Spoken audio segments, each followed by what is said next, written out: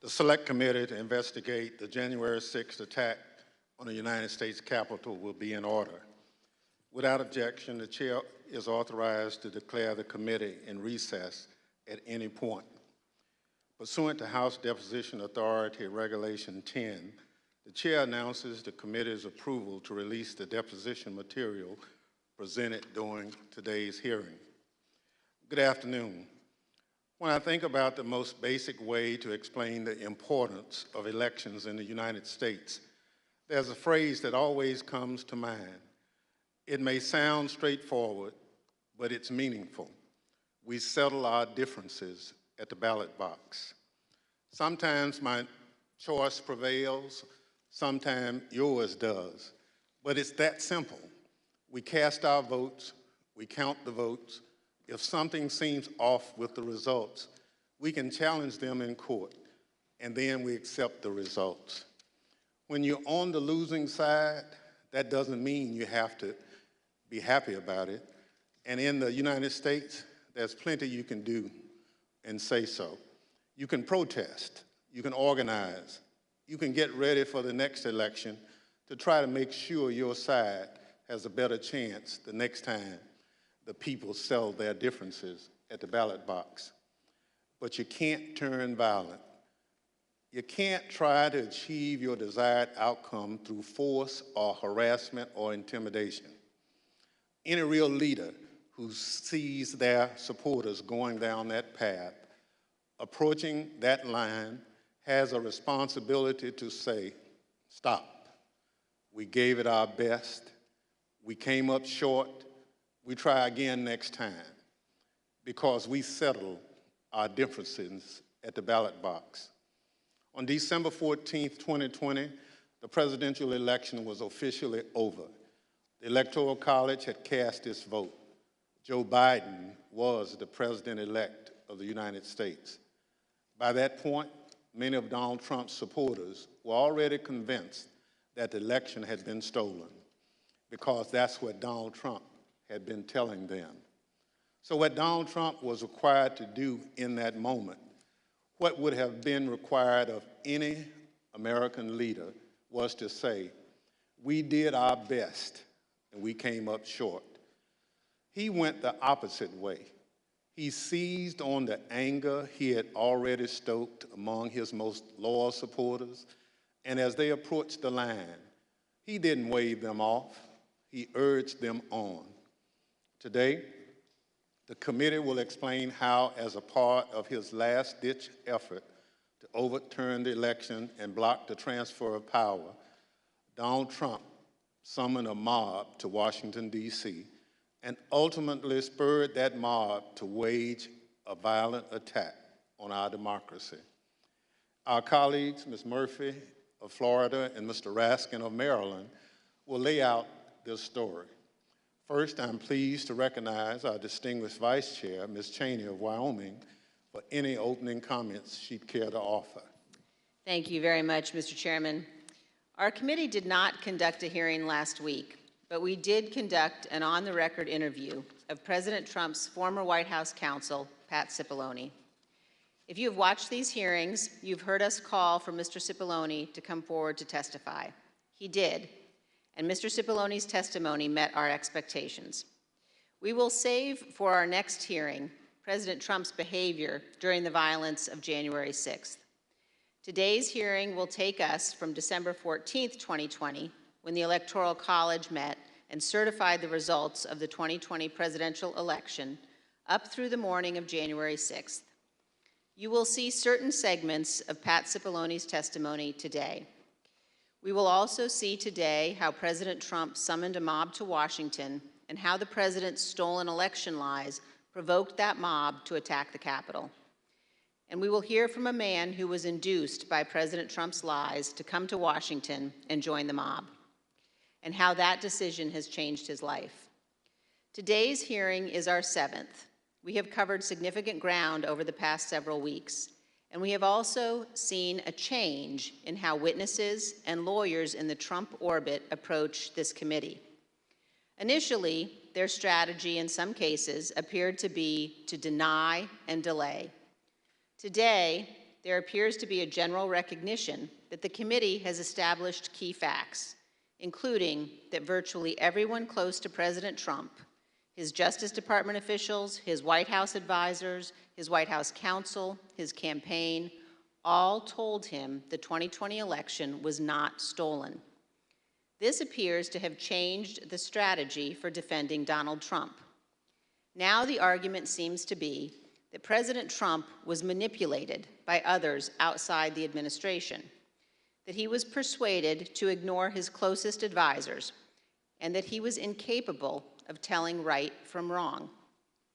This new strategy is to try to blame only John Eastman or Sidney Powell or Congressman Scott Perry or others, and not President Trump. In this version, the president was, quote, poorly served by these outside advisors. The strategy is to blame people his advisors called, quote, the crazies for what Donald Trump did. This, of course, is nonsense. President Trump is a 76-year-old man. He is not an impressionable child. Just like everyone else in our country, he is responsible for his own actions and his own choices. As our investigation has shown, Donald Trump had access to more detailed and specific information showing that the election was not actually stolen than almost any other American. And he was told this over and over again. No rational or sane man in his position could disregard that information and reach the opposite conclusion. And Donald Trump cannot escape responsibility by being willfully blind. Nor can any argument of any kind excuse President Trump's behavior during the violent attack on January 6th. As you watch our hearing today, I would urge you to keep your eye on two specific points. First, you will see evidence that Trump's legal team, led by Rudy Giuliani, knew that they lacked actual evidence of widespread fraud sufficient to prove that the election was actually stolen. They knew it, but they went ahead with January 6th anyway. And second, consider how millions of Americans were persuaded to believe what Donald Trump's closest advisors in his administration did not. These Americans did not have access to the truth like Donald Trump did. They put their faith and their trust in Donald Trump. They wanted to believe in him. They wanted to fight for their country, and he deceived them. For millions of Americans, that may be painful to accept, but it is true. Thank you, Mr. Chairman. I yield back. Without objection, the chair recognizes the gentlewoman from Florida, Ms. Murphy, and the gentleman from Maryland, Mr. Raskin, for opening statements. Thank you, Mr. Chairman. We know beyond a shadow of a doubt that then President Donald Trump lost in a free and fair election. And yet, President Trump insisted that his loss was due to fraud in the election process, rather than to the democratic will of the voters. The president continued to make this claim despite being told again and again by the courts, by the Justice Department, by his campaign officials, and by some of his closest advisors that the evidence did not support this assertion. This was the big lie, and millions of Americans were deceived by it. Too many of our fellow citizens still believe it to this day. It's corrosive to our country and damaging to our democracy. As our committee has shown in prior hearings, following the election, President Trump relentlessly pursued multiple interlocking lines of effort, all with a single goal: to remain in power despite having lost. The lines of effort were aimed at his loyal Vice President, Mike Pence, at state election and elected officials, and at the U.S. Department of Justice. The president pressured the vice president to obstruct the process to certify the election result. He demanded that state officials find him enough votes to overturn the election outcome in that state, and he pressed the Department of Justice to find widespread evidence of fraud. When justice officials told the president that such evidence did not exist, the president urged them to simply declare that the election was corrupt. On December 14th, the Electoral College met to officially confirm that Joe Biden would be the next president. The evidence shows that once this occurred, President Trump and those who were willing to aid and abet him turned their attention to the joint session of Congress scheduled for January 6th, at which the Vice President would preside. In their warped view, this ceremonial event was the next, and perhaps the last, inflection point that could be used to reverse the outcome of the election before Mr. Biden's inauguration. As President Trump put it, the Vice President and enough members of Congress simply needed to summon the courage to act. To help them find that courage, the President called for backup. Early in the morning of December 19th, the President sent out a tweet urging his followers to travel to Washington, D.C. for January 6th. "Be there, we'll be wild," the President wrote. As my colleague, Mr. Raskin, will describe in detail, this tweet served as a call to action, and in some cases as a call to arms for many of President Trump's most loyal supporters. It's clear the President intended the assembled crowd on the January 6th to serve his goal. And as you have already seen, and as you will see again today, some of those who were coming had specific plans. The President's goal was to stay in power for a second term despite losing the election. The assembled crowd was one of the tools to achieve that goal. And in today's hearing, we will focus on events that took place in the final weeks leading up to January 6th, starting in mid-December. And we'll add color and context to evidence you've already heard about, and we'll also provide additional new evidence. For example, you'll hear about meetings in which the President entertained extreme measures designed to help him stay in power, like the seizure of voting machines. We will show some of the coordination that occurred between the White House and members of Congress as it relates to January 6th. And some of these members of Congress would later seek pardons. We will also examine some of the planning for the January 6th protests, placing special emphasis on one rally planner's concerns about the potential violence. And we will describe some of the President's key actions on the evening of January 5th and the morning of January 6th, including how the President edited and ad-libbed his speech that morning at the Ellipse, directed the crowd to march to the Capitol, and spoke off script in a way that further inflamed an already angry crowd. I yield to the gentleman from Maryland, Mr. Raskin. Thank you, Ms. Murphy. Mr. Chairman, Madam Vice Chair. 4 days after the electors met across the country and made Joe Biden the president-elect, Donald Trump was still trying to find a way to hang on to the presidency. On Friday, December 18th, his team of outside advisors paid him a surprise visit in the White House that would quickly become the stuff of legend. The meeting has been called unhinged, not normal, and the craziest meeting of the Trump presidency. The outside lawyers who'd been involved in dozens of failed lawsuits had lots of theories supporting the big lie, but no evidence to support it. As we will see, however, they brought to the White House a draft executive order that they had prepared for President Trump to further his ends. Specifically, they proposed the immediate mass seizure of state election machines by the U.S. military. The meeting ended after midnight with apparent rejection of that idea. In the wee hours of December 19th, dissatisfied with his options, Donald Trump decided to call for a large and wild crowd on Wednesday, January 6th, the day when Congress would meet to certify the electoral votes. Never before in American history had a president called for a crowd to come contest the counting of electoral votes by Congress, or engaged in any effort designed to influence, delay, or obstruct the joint session of Congress in doing its work required by our Constitution and the Electoral Count Act.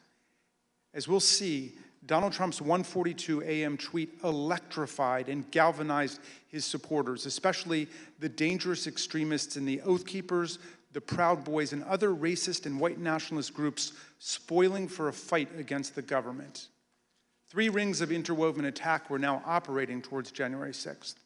On the inside ring, Trump continued trying to work to overturn the election by getting Mike Pence to abandon his oath of office as vice president and assert the unilateral power to reject electoral votes. This would have been a fundamental and unprecedented breach of the Constitution that would promise Trump multiple ways of staying in office.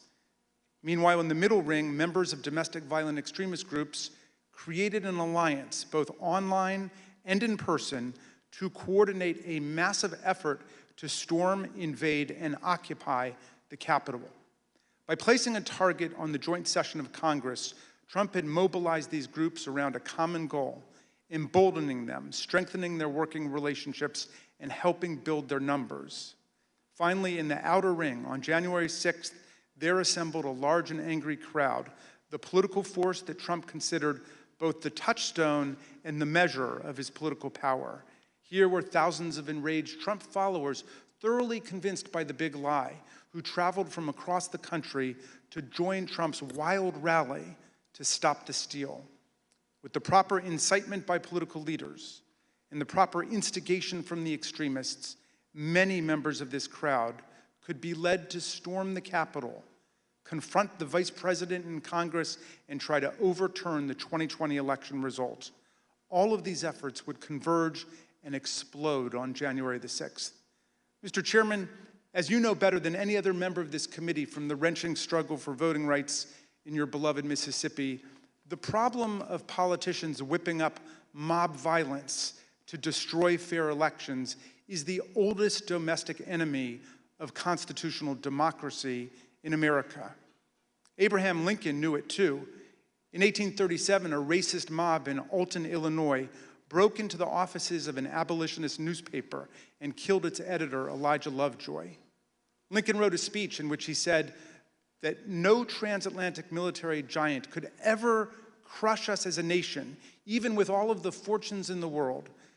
But if downfall ever comes to America, he said, we ourselves would be its author and finisher.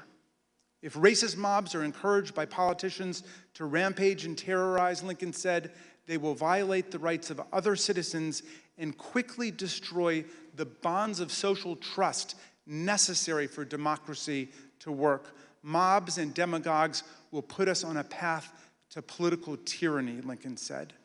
As we'll see today, this very old problem has returned with new ferocity today as a president who lost an election deployed a mob which included dangerous extremists to attack the constitutional system of election and the peaceful transfer of power.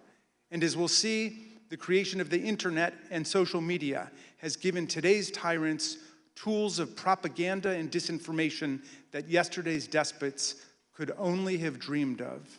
I yield back to the gentle lady from Florida, Ms. Murphy.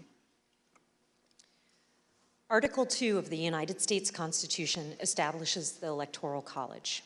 Each state's laws provide that electors are to be chosen by a popular vote. And on December 14th, 2020, electors met in all 50 states and the District of Columbia to cast their votes.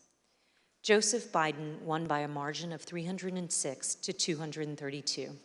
The election was over. Mr. Biden was the president-elect. Before the Electoral College met, Donald Trump and his allies filed dozens of legal challenges to the election, but they lost over and over again, including in front of multiple judges President Trump had nominated to the bench. In many of these cases, the judges were highly critical of the arguments put forward, explaining that no genuine evidence of widespread fraud had been presented. For example, a federal judge in Pennsylvania said, "This court has been presented with strained legal arguments without merit and speculative accusations unsupported by evidence.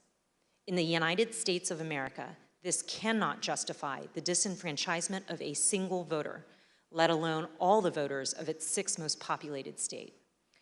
On December 15th, after the Electoral College certified the outcome, the Republican Majority Leader in the Senate acknowledged Mr. Biden's victory. Yesterday, electors met in all 50 states. So as of this morning, our country has officially a president-elect and a vice president-elect. Many millions of us had hoped the presidential election would yield a different result. But our system of government has processes to determine who will be sworn in on January the 20th. The Electoral College has spoken. So today I want to congratulate President-elect Joe Biden. Even members of President Trump's cabinet and his White House staff understood the significance of his losses in the courts and the absence of evidence of fraud.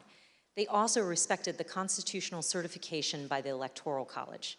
Many of them told President Trump that it was time to concede the election to Mr. Biden.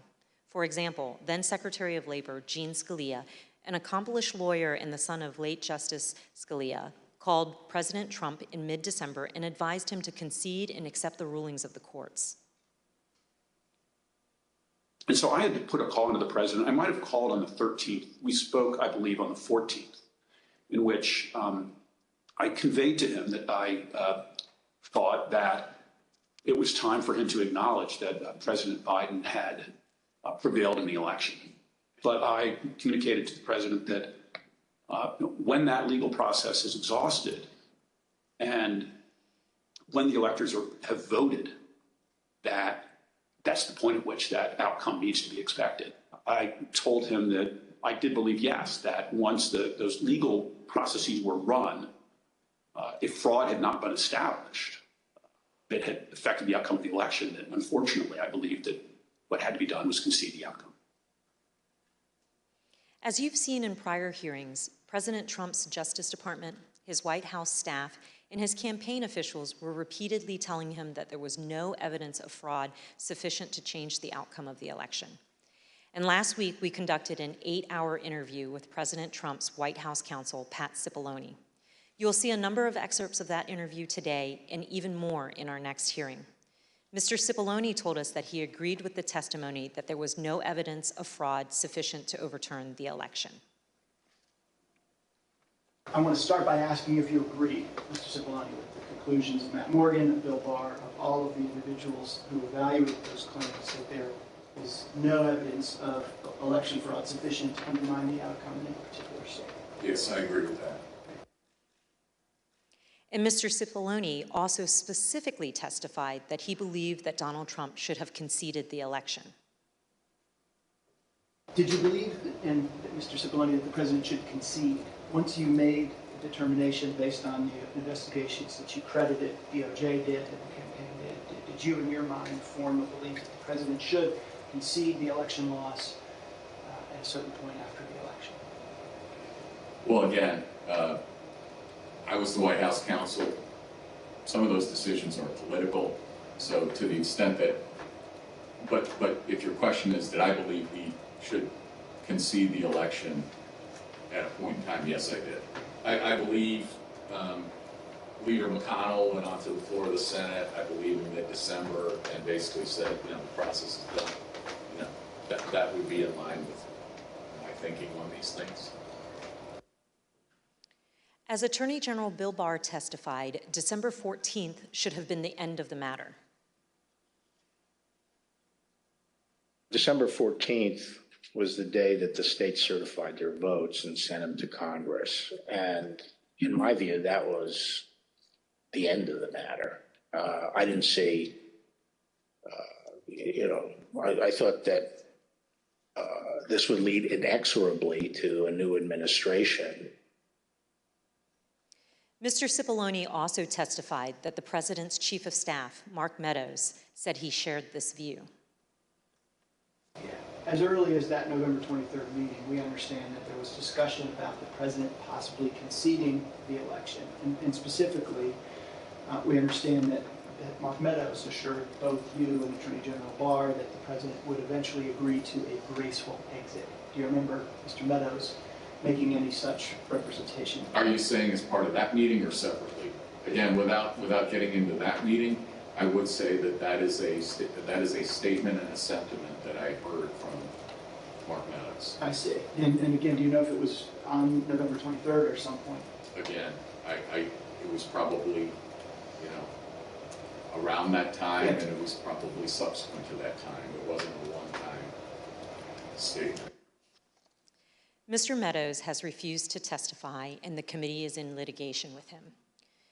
But many other White House officials shared the view that once the litigation ended and the Electoral College met, the election was over. And here's President Trump's former press secretary.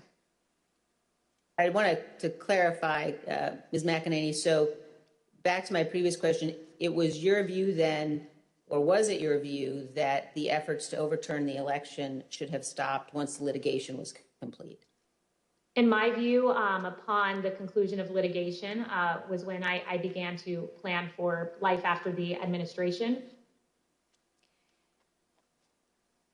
And this is what Ivanka Trump told us. December 14th was the day on which the Electoral College met, when these electors around the country met and cast the electoral votes consistent with the popular vote in each state. And it was obviously a public proceeding or a series of proceedings that President Biden had obtained the requisite number of electors. Was that an important day for you? Did that affect sort of your planning or your realization as to whether or not there was going to be an end of this administration? I think so. I think it was my sentiment probably prior as well. Judd Deere was a White House deputy press secretary. This was his testimony about what he told President Trump. I told him that my personal viewpoint was that the Electoral College had met, which is the system that our country is set under to elect a president and vice president. And I believed at that point that the means for him to pursue litigation was probably closed. And you recall what his response, if any, was? He disagreed. We've also seen this testimony from Attorney General Barr reflecting a view of the White House staff in late November 2020. And then at that point I left. And as I walked out of the Oval Office, Jared was there with Dan Scavino, who ran the president's social media, and who I thought was a reasonable guy and believe is a reasonable guy. And I said, how long is he going to carry on with this stolen election stuff? Where's this going to go? And by that time, Meadows had caught up with me and leaving the office and caught up to me and said that he said, look, I think that he's becoming more realistic and knows that there's a limit to how far he can take this. And then Jared said, yeah, we're working on this. We're working on it. Likewise, in this testimony, Cassidy Hutchinson, an aide to Mark Meadows, described her conversations with President Trump's Director of National Intelligence, John Ratcliffe, a former Republican congressman.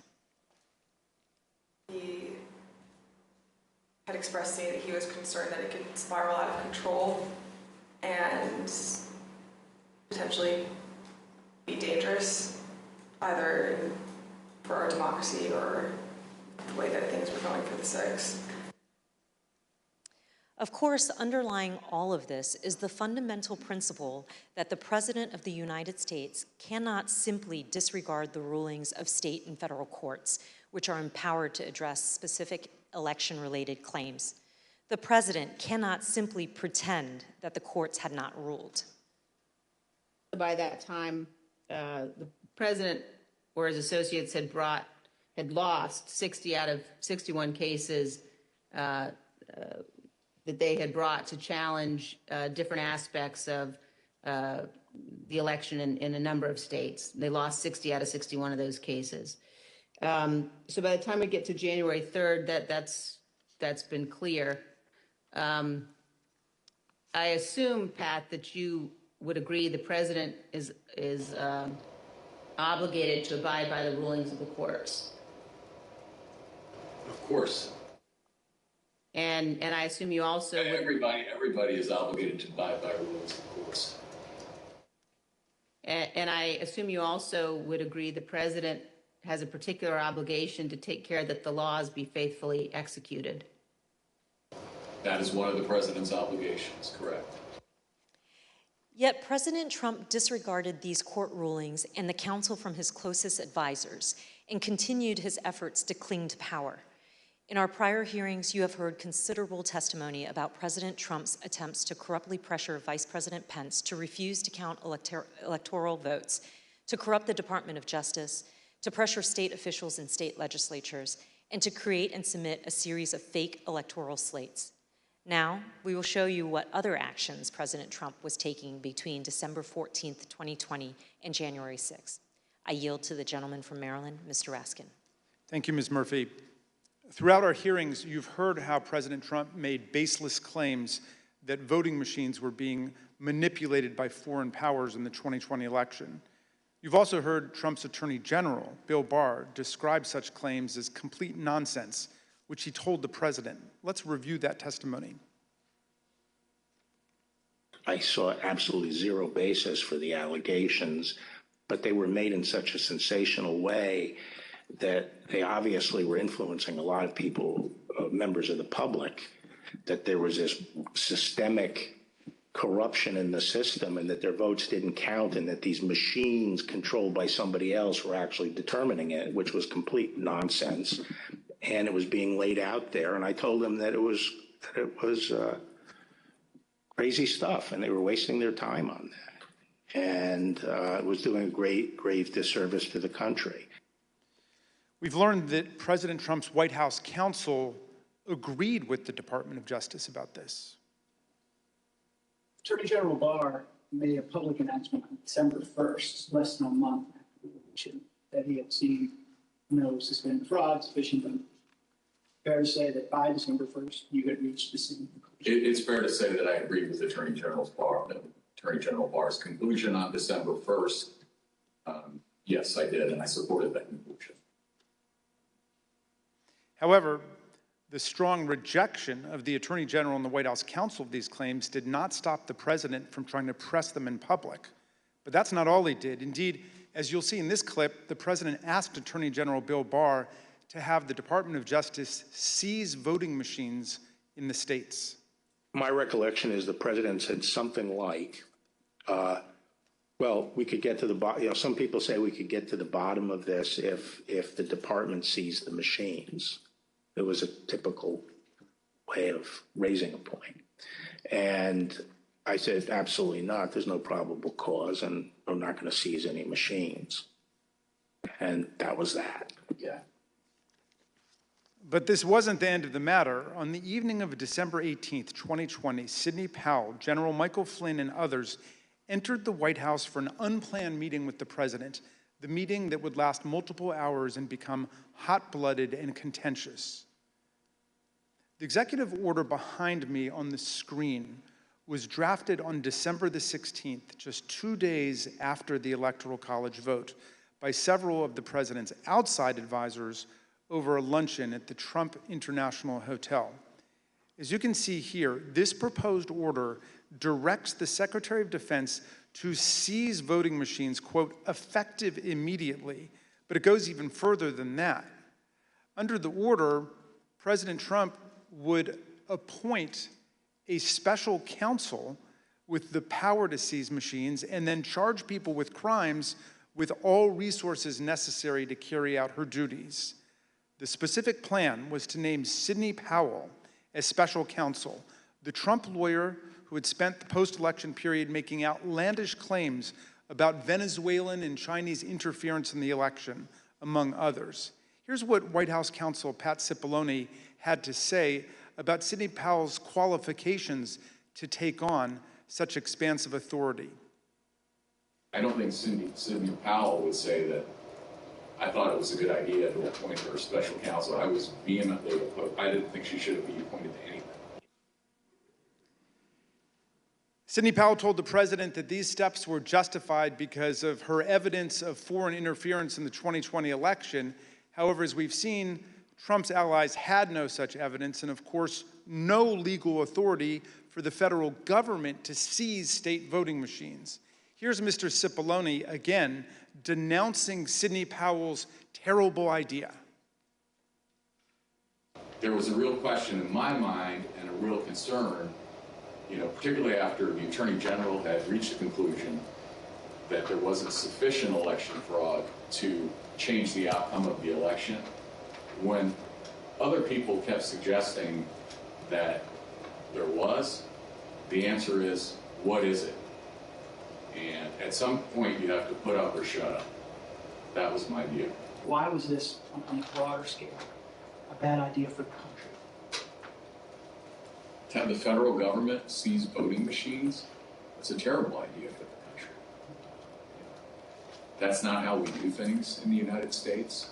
There's no legal authority to do that. And there is a way to contest elections, that happens all the time. But the idea that the federal government could come in and seize election machines, I don't understand why we even have to tell you why that's a bad idea for the country. It's a terrible idea.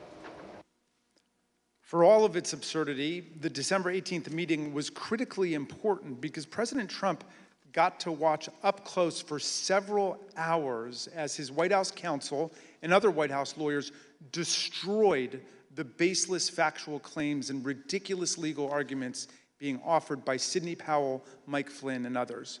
President Trump now knew all these claims were nonsense, not just from his able White House lawyers, but also from his own Department of Justice officials and indeed his own campaign officials. As White House counsel Pat Cipollone told us, with respect to the whole election fraud issue, to me, it's sort of, if you're going to make those kind of claims, and people were open to them early on because people were making all sorts of claims, and the real question is, show the evidence, okay? It wasn't just the Justice Department, the Trump campaign, and the Trump White House lawyers who knew it. Even Rudy Giuliani's own legal team admitted that they did not have any real evidence of fraud sufficient to change the election result. Here's an email from Rudy Giuliani's lead investigator, Bernie Kerik, on December 28, 2020, to Chief of Staff Mark Meadows. Mr. Kerik did not mince any words. We can do all the investigations we want later, but if the president plans on winning, it's the legislators that have to be moved, and this will do just that. Mr. Kerik wanted the president to win. What he didn't say in this email was what he would later tell the Select Committee in a letter that his lawyer wrote to us in November. The letter said, quote, "It was impossible for Mr. Kerik and his team to determine conclusively whether there was widespread fraud or whether that widespread fraud would have altered the outcome of the election." In other words, even Rudy Giuliani's own legal team knew before January 6th that they hadn't collected enough actual evidence to support any of their stolen election claims. Here's what Trump campaign senior advisor Jason Miller told the committee about some of the so-called evidence of fraud that the campaign had seen from the Giuliani team. So do you know what the examples of fraud, numbers, names, and supporting evidence was that you sent to Mo Brooks's office? And when I say you, I mean you or the campaign. There's some very, very general documents as far as say, for example, here are the handful of dead people in several different states. Here are explanations on a couple of the legal challenges as far as saying that the rules were changed in an unconstitutional manner. But it was, to say that it was thin is probably an understatement. Here's how President Trump's deputy campaign manager described the evidence of fraud that the campaign had seen. You never came to learn or understand that Mayor Giuliani had produced evidence of election fraud. Is that fair? That's fair. And here's testimony that we received from the Speaker of the Arizona House of Representatives, Rusty Bowers, about an exchange that he had with Rudy Giuliani after the election. At some point, did one of them make a comment that they didn't have evidence, but they had a lot of theories? That was Mr. Giuliani. Chief of Staff Mark Meadows told people that he thought Trump should concede around the time the Electoral College certified the result. But nonetheless, he later worked to try to facilitate President Trump's wishes. Here's what Cassidy Hutchinson told us. During this period, I perceived his goal with all of this to keep Trump in office. He had very seriously and deeply considered the allegations of voter fraud. But when he began acknowledging that maybe there wasn't enough voter fraud to overturn the election, I witnessed him start to explore potential constitutional loopholes more extensively, which I then connected with John Eastman's theories.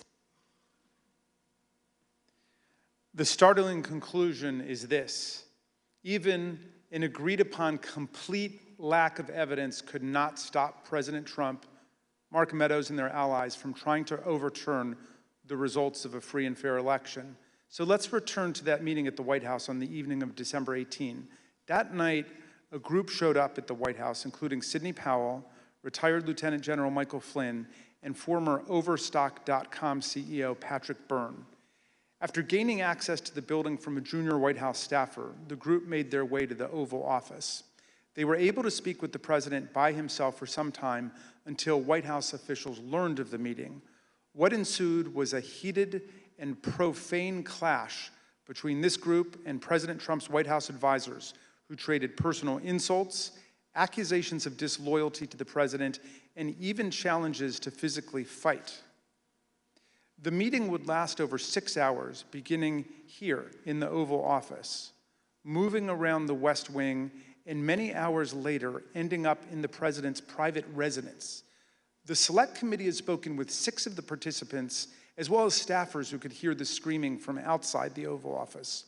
What took place next is best told in their own words, as you will see from this video.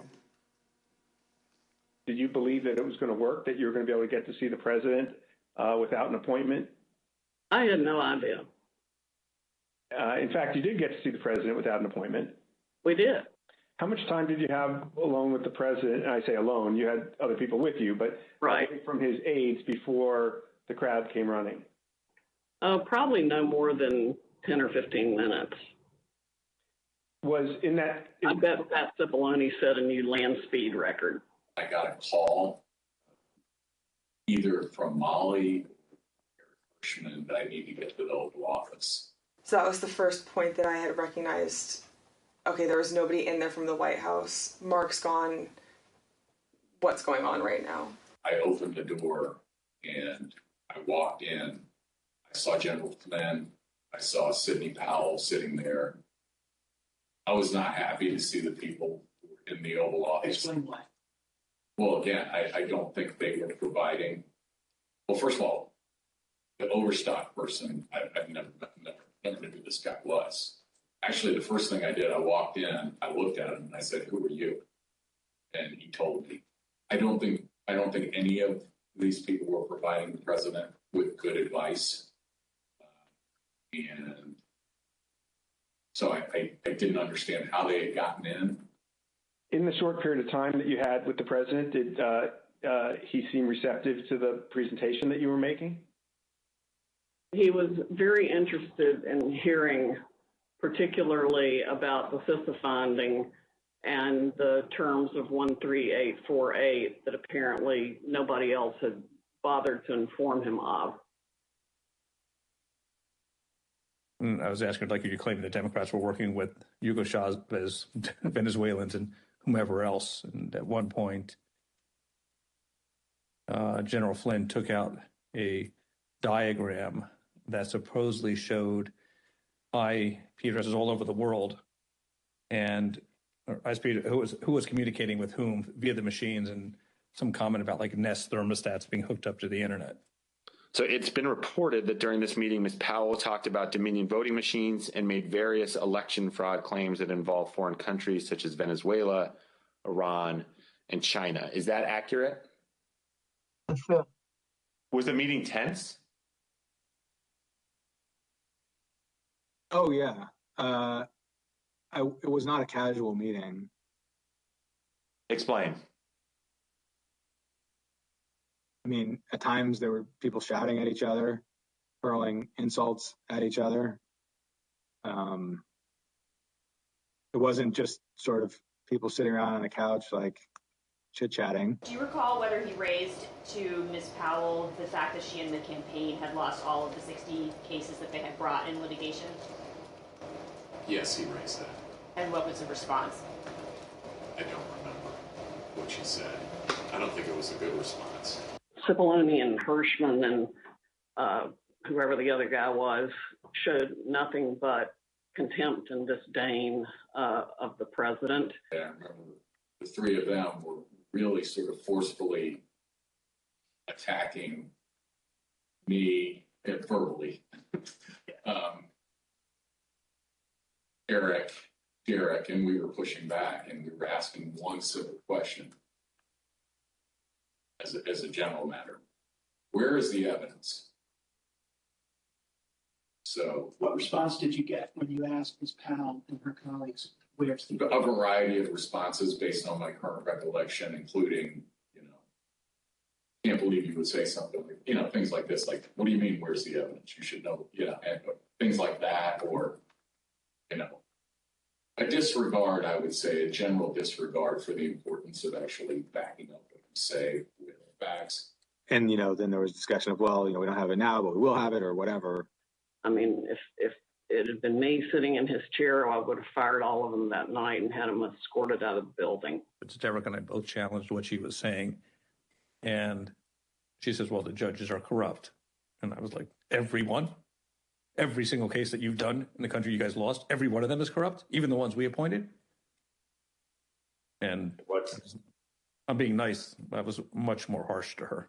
So one of the other things that's been reported that was said during this meeting was that President Trump told White House lawyers, Mr.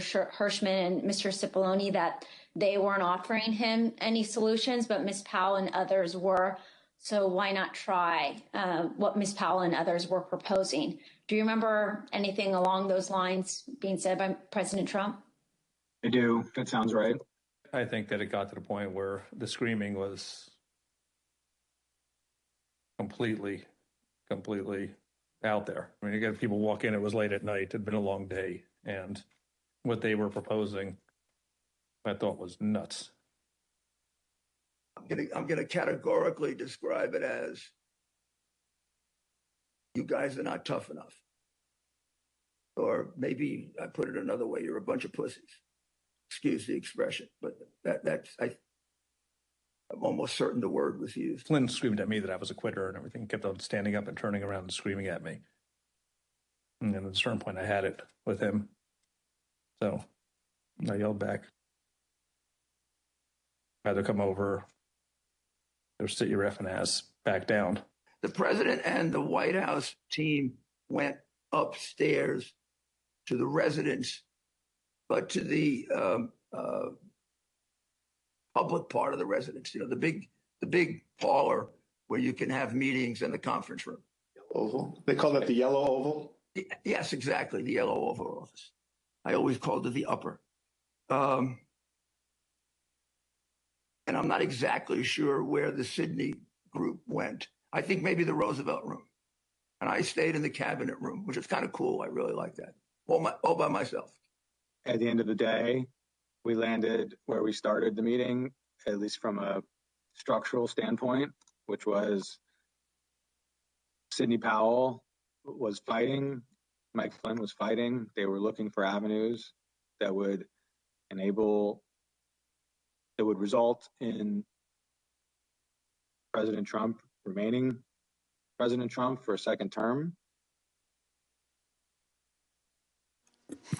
The meeting finally ended after midnight.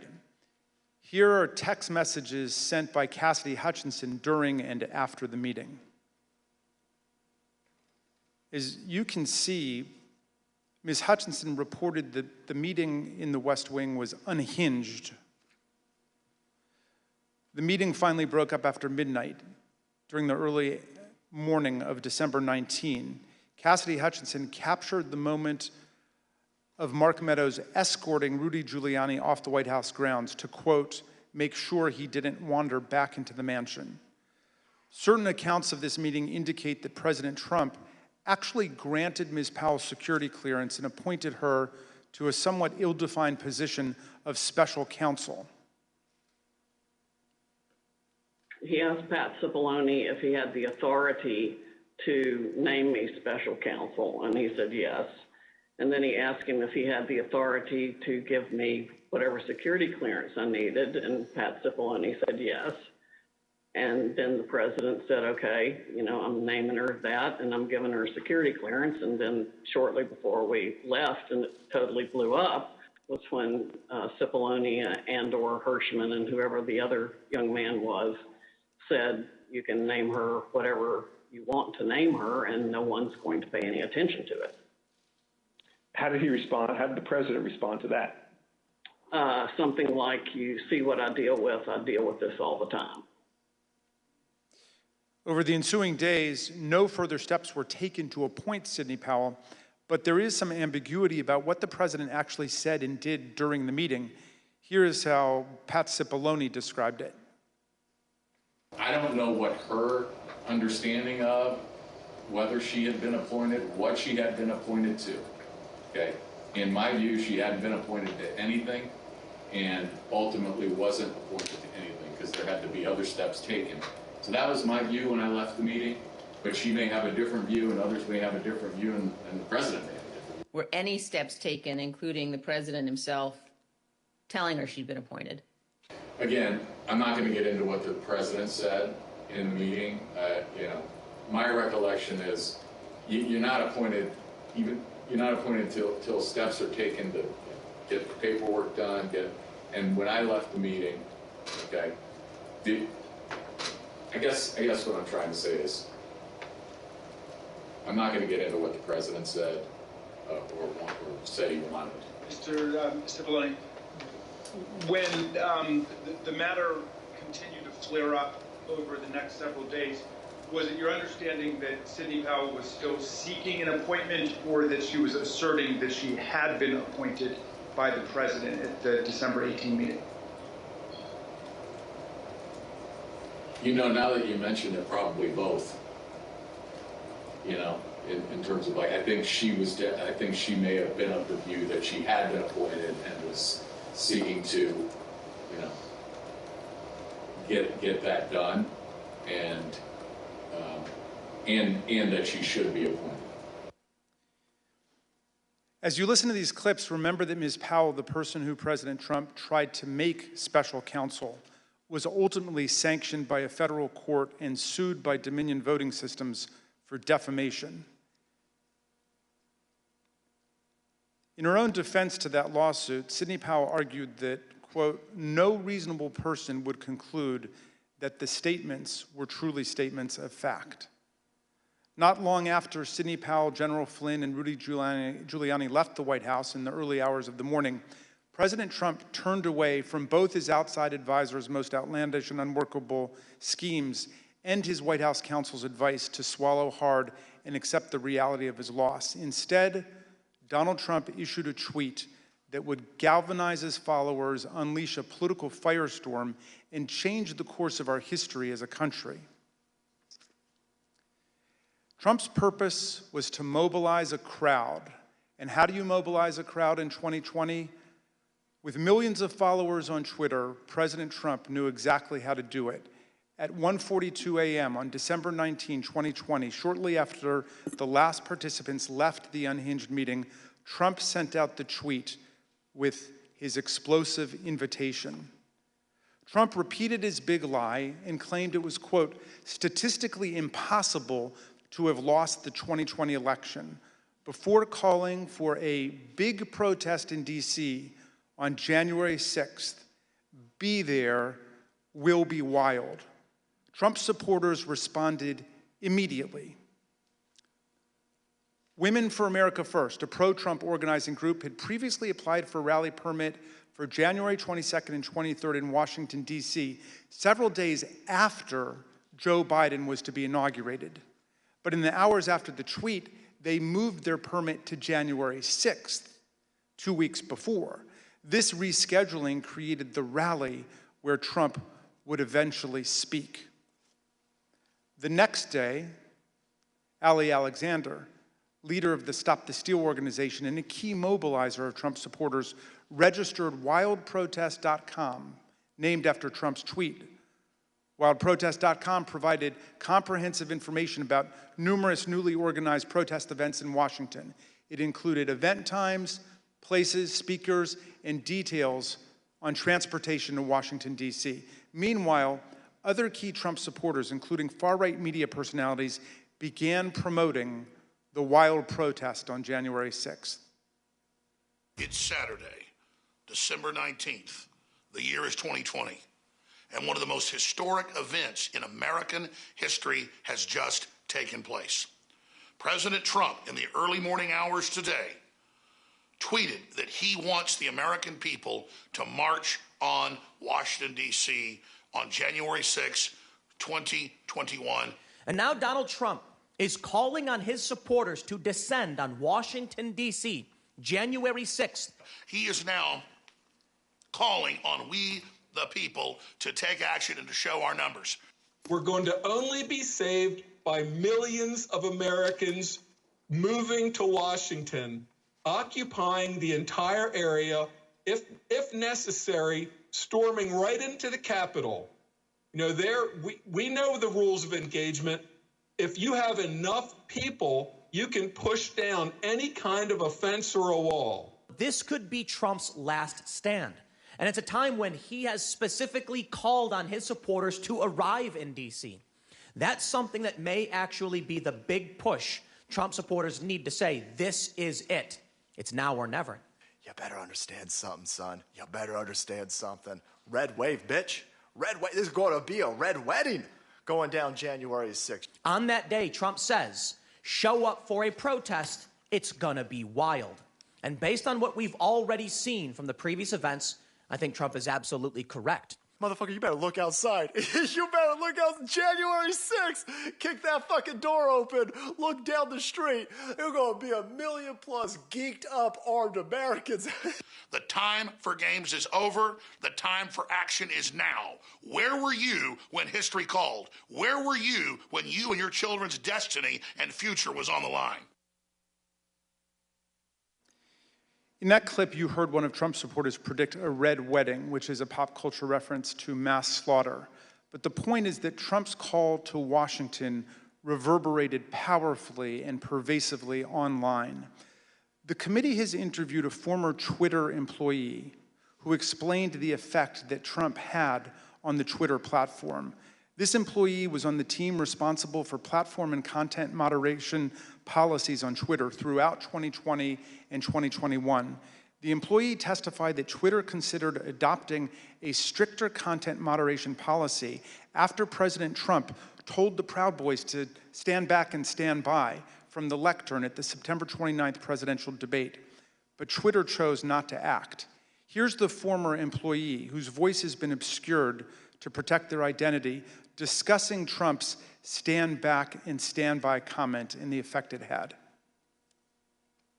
My concern was that the former president, for seemingly the first time, was speaking directly to extremist organizations and giving them directives. We had not seen that sort of direct communication before. And that concerned me. So just to clarify further, you were worried, and others at Twitter were worried, that the president might use your platform to speak directly to folks who might be incited to violence? Yes. I believe that Twitter relished in the knowledge that they were also the favorite and most used service of the former president, and enjoyed having that sort of power within the social media ecosystem. If President Trump were anyone else, would it have taken until January 8th, 2021 for him to be suspended? Absolutely not. If the former president Donald Trump were any other user on Twitter, he would have been permanently suspended a very long time ago. Despite these grave concerns, Trump remained on the platform completely unchecked. Then came the December 19 tweet and everything it inspired. Indeed, It felt as if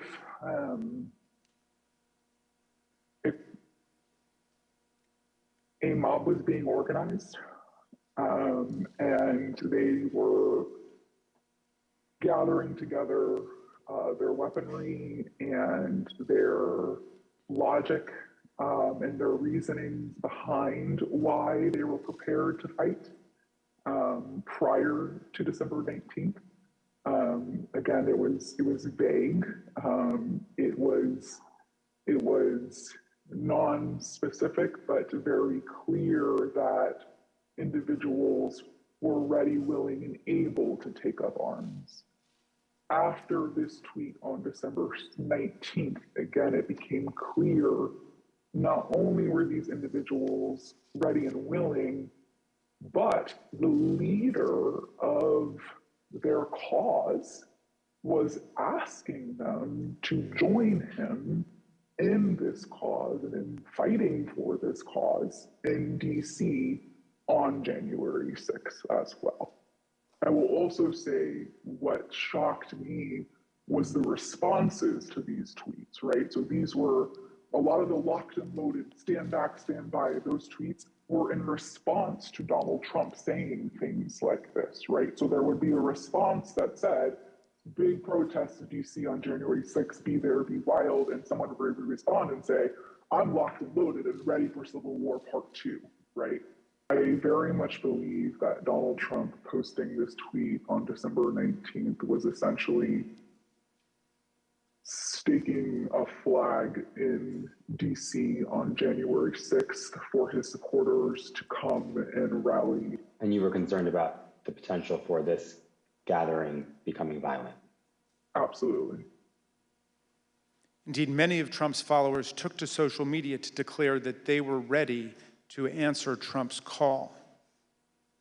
One user asked, is the 6th D-Day? Is that why Trump wants everyone there?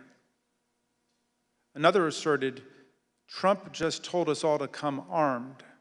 Fucking A, this is happening. A third took it even further.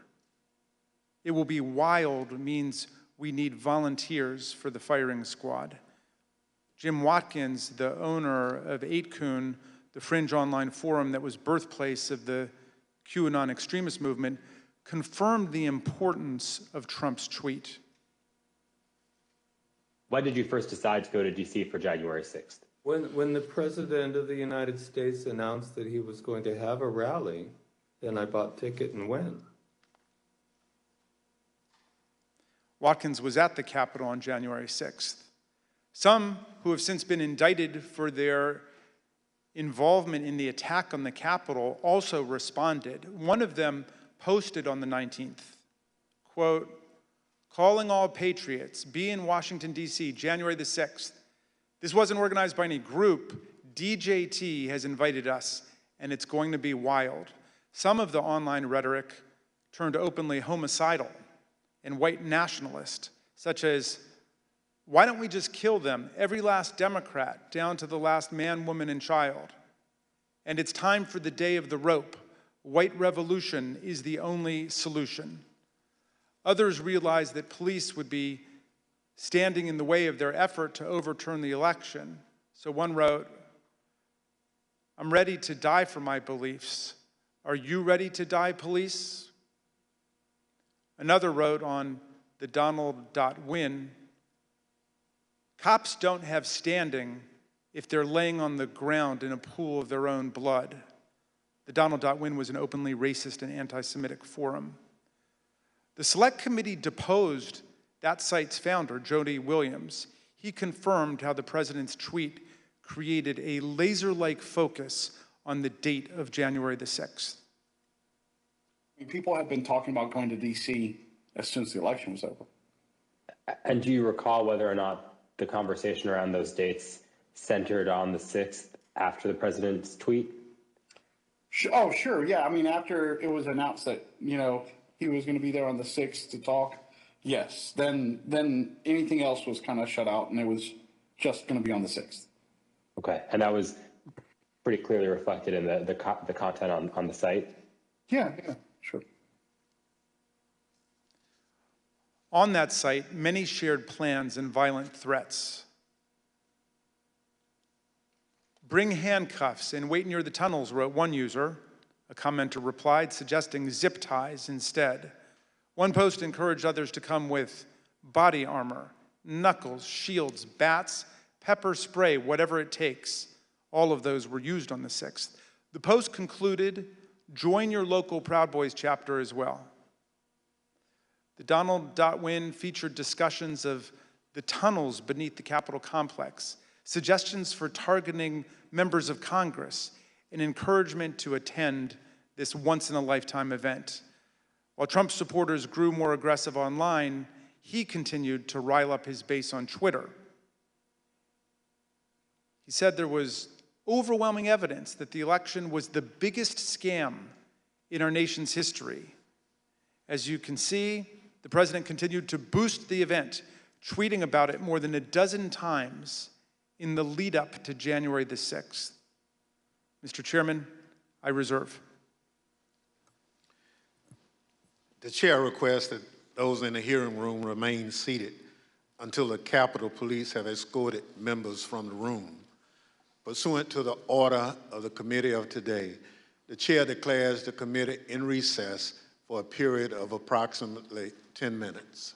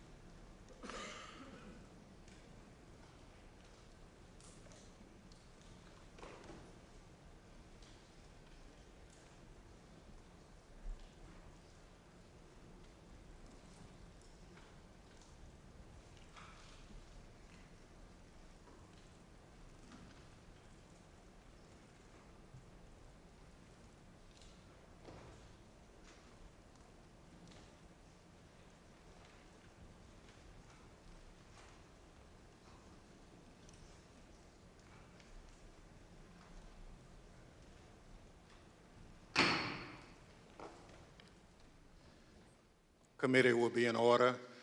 The chair recognizes the gentleman from Maryland, Mr. Raskin.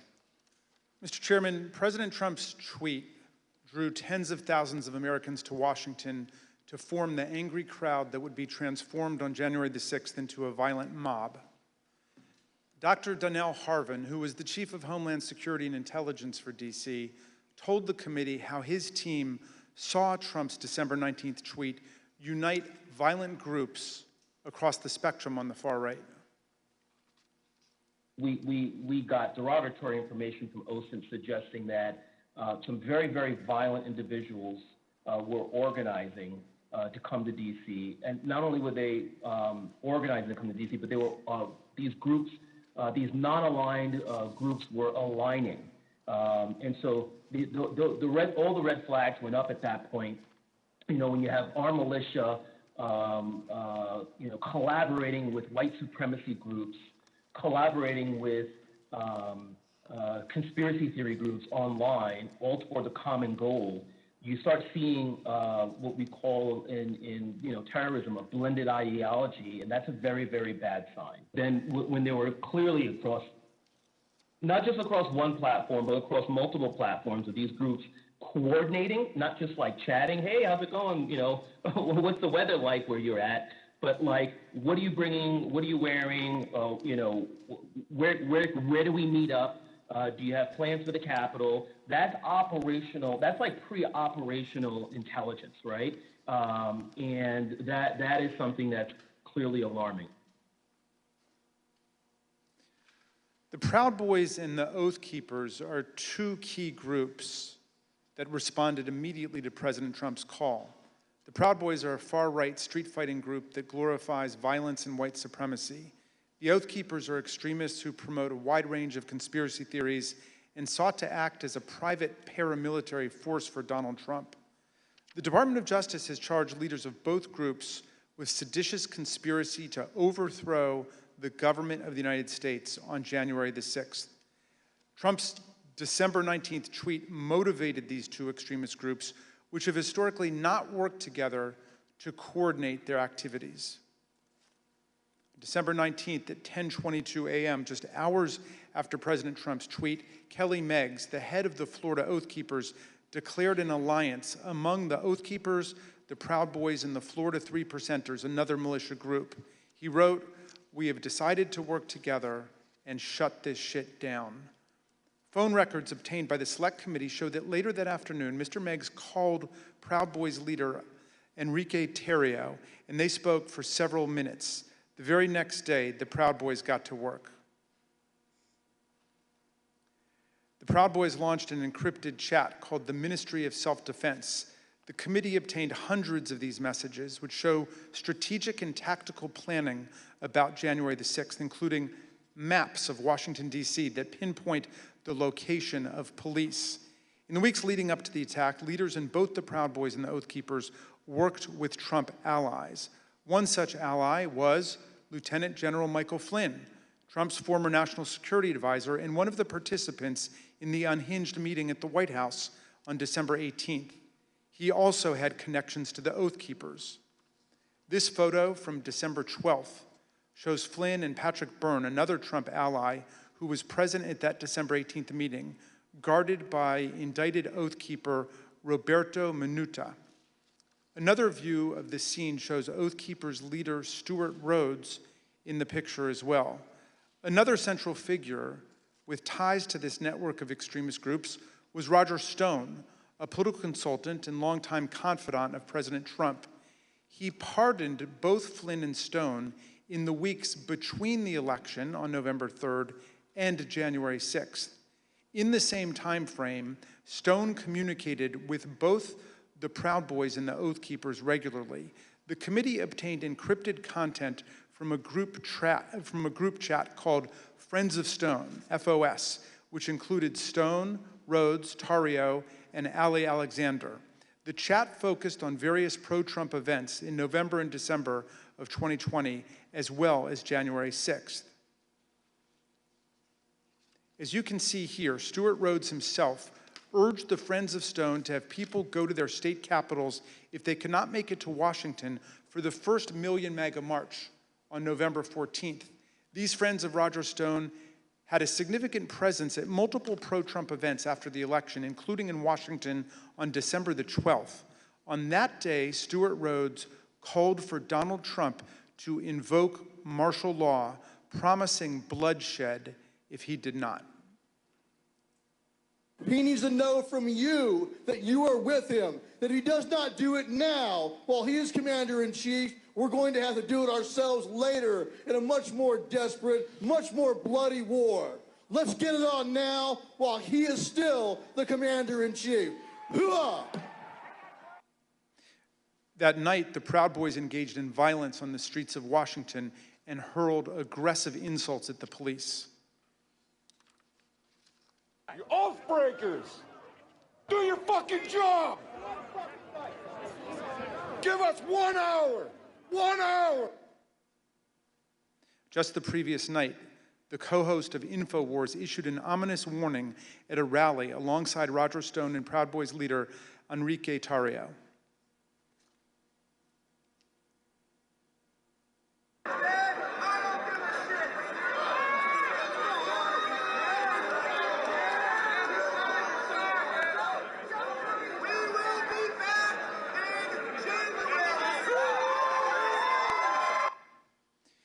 Encrypted chats obtained by the Select Committee showed that Kelly Meggs, the indicted leader of the Florida Oath Keepers, spoke directly with Roger Stone about security on January 5th and 6th.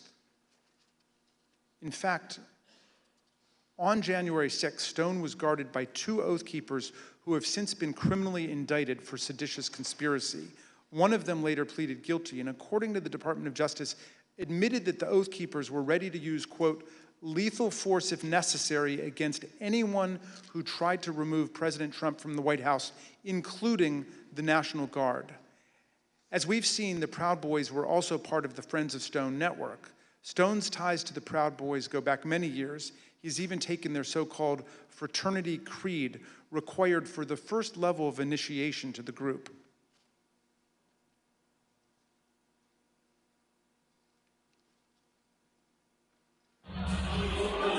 Hi, I'm Roger Stone. I'm a Western chauvinist. I refuse to apologize for creating the modern world. Thank you, Roger.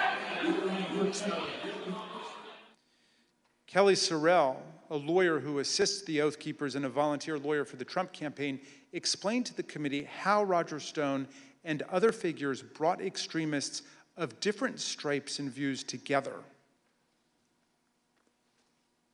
You mentioned that Mr. Stone wanted to start the Stop the Steal series of rallies. Who did you consider the leader of these rallies? It sounds like, from what you just said, it was Mr. Stone, Mr. Jones, and Mr. Ali Alexander. Is that correct? Those are the ones that became like the center point for everything. We'll learn more from Ms. Murphy about these individuals and their involvement in the days leading up to the violent attack on January 6th. We'll also hear how they were allowed to speak at a rally for President Trump the night before January 6th, even though organizers had expressed serious concerns about their violent and extremist rhetoric directly to Mark Meadows. And you'll hear testimony from White House aides who were with the president as he watched the crowd from the Oval Office and will testify about how excited he was for the following day. Let me note now that our investigation continues on these critical issues. We have only shown a small fraction of what we have found. I look forward to the public release of more of our findings later, Mr. Chairman, and I now yield back. Gentleman yields back. Chair recognizes the gentlewoman from Florida, Ms. Murphy. During our most recent hearing, the committee showed some evidence of what President Trump, Chief of Staff Mark Meadows, and other White House officials knew about the potential for violence on January 6th. And despite this information, they made no effort to cancel the rally, halt the march to the Capitol, or even to lower the temperature among President Trump's supporters. Katrina Pearson, one of the organizers of January 6th rally and a former campaign spokeswoman for President Trump, grew increasingly apprehensive after learning that multiple activists had been proposed as speakers for the January 6th rally. These included some of the people we discussed earlier in this hearing: Roger Stone, a longtime outside advisor to President Trump; Alex Jones, the founder of the conspiracy theory website InfoWars; and Ali Alexander, an activist known for his violent political rhetoric. On December 30th, Ms. Pearson exchanged text messages with another key rally organizer about why people like Mr. Alexander and Mr. Jones were being suggested as speakers at the president's rally on January 6th. Ms. Pearson's explanation was POTUS, and she remarked that the president likes the crazies. The committee asked Ms. Pearson about these messages, and this is what she said. So when you said that he likes the crazies, were you talking about President Trump?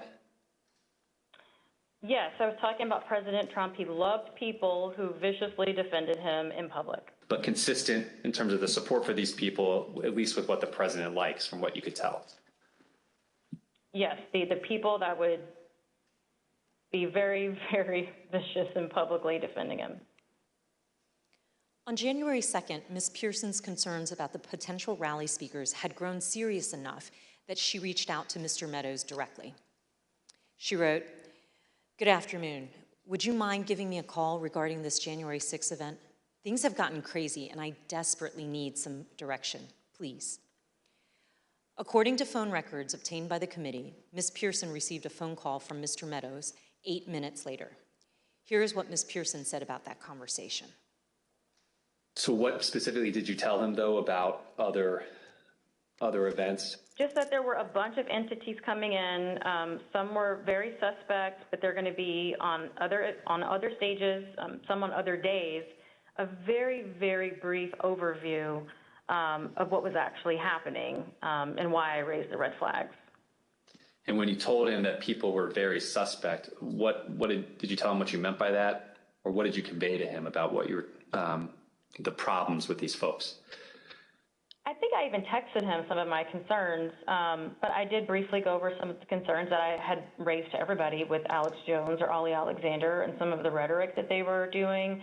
I probably mentioned to him that they had already caused trouble at other capitals or at the previous event, the previous march that they did for protesting, and I just had a concern about it. Ms. Pearson was especially concerned about Ali Alexander and Alex Jones because in November 2020, both men and some of their supporters had entered the Georgia state capitol to protest the results of the 2020 election. Ms. Pearson believed that she mentioned this to Mark Meadows on this January 2nd call. Notably, January 2nd is the same day on which, according to Cassidy Hutchinson, Mr. Meadows warned her of that things might get real bad on January 6th. After her January 2nd call with Mr. Meadows, Katrina Pearson sent an email to fellow rally organizers. She wrote, "POTUS expectations are to have something intimate at the Ellipse and call on everyone to march to the Capitol." President's own documents suggest that the president had decided to call on his supporters to go to the Capitol on January 6th, but that he chose not to widely announce it until his speech on the Ellipse that morning. The committee has obtained this draft, undated tweet from the National Archives. It includes a stamp stating, "President has seen." The draft tweet reads, "I will be making a big speech at 10 a.m. on January 6th at the Ellipse, south of the White House. Please arrive early. Massive crowds expected. March to the Capitol after. Stop the steal." Although this tweet was never sent, rally organizers were discussing and preparing for the march to the Capitol in the days leading up to January 6th. This is a January 4th text message from a rally organizer to Mike Lindell, the MyPillow CEO. The organizer says, "This stays between us. We're having a second stage at the Supreme Court again after the Ellipse. POTUS is going to have us march there / the Capitol. It cannot get out about the second stage because people will try and set up another and sabotage it. It can also not get out about the march because I will be in trouble with the National Park Service and all the agencies. But POTUS is going to just call for it, quote, unexpectedly." The end of the message indicates that the president's plan to have his followers march to the Capitol was not being broadly discussed. And then on the morning of January 5th, Ali Alexander, whose firebrand style concerned Katrina Pearson, sent a similar text to a conservative journalist. Mr. Alexander said, "Tomorrow, ellipse, then U.S. Capitol. Trump is supposed to order us to the Capitol at the end of his speech, but we will see." President Trump did follow through on his plan, using his January 6th speech to tell his supporters to march to the Capitol on January 6th. The evidence confirms that this was not a spontaneous call to action, but rather was a deliberate strategy decided upon in advance by the president.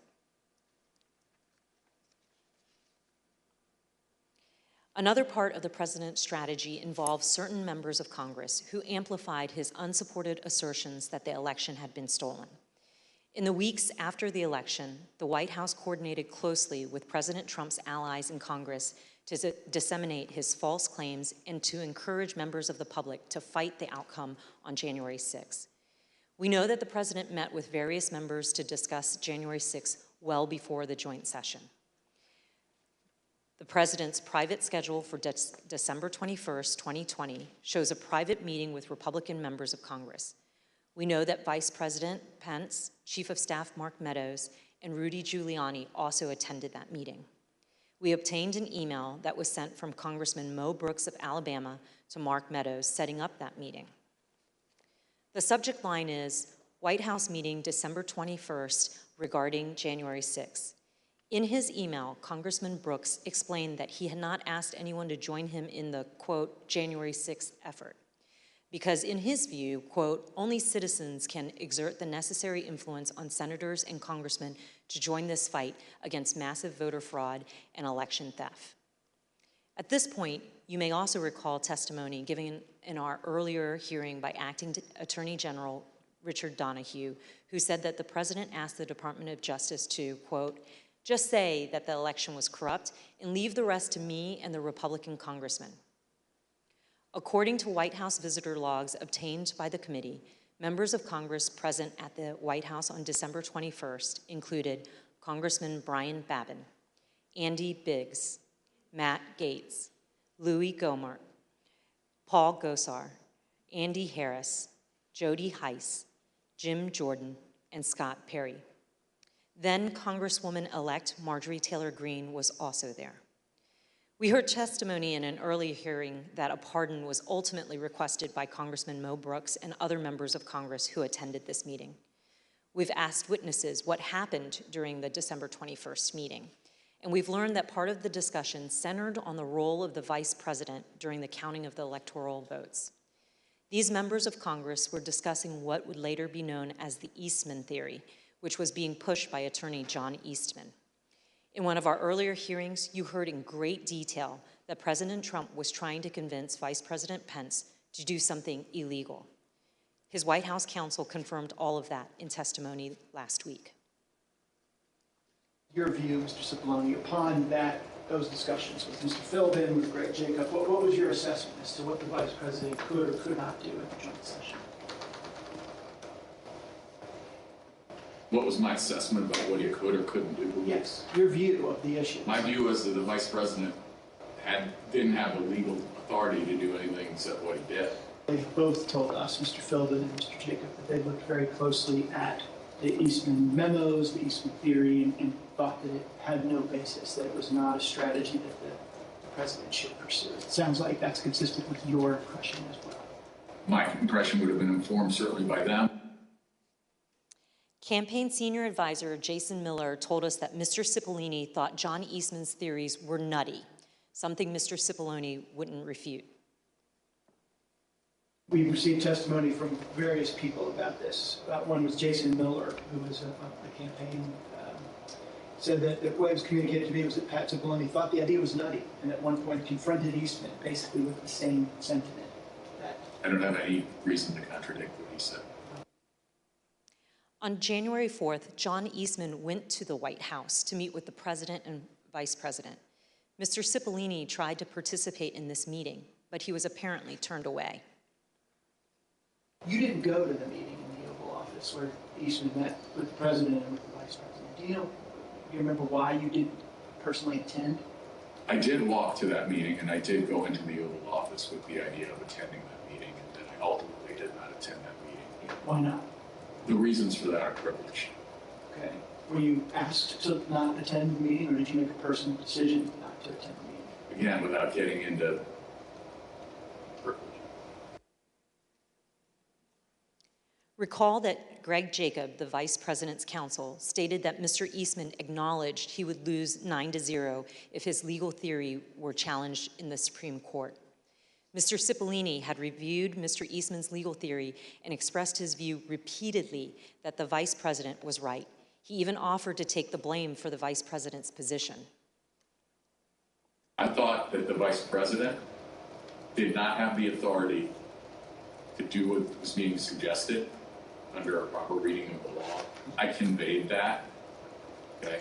I think I actually told somebody, in the vice president's, just blame me. This is, I'm not a politician, I don't, but I just said, I'm a lawyer. This is my legal opinion. But let me tell you this. Can I say a word about the vice president? Please. I think the vice president did the right thing. I think he did the courageous thing. I have a great deal of respect for Vice President Pence. I worked with him very closely. I think he understood my opinion. I think he understood my opinion afterwards as well. I think he did a great service to this country. And I think I suggested to somebody that he should be given the Presidential Medal of Freedom for his actions.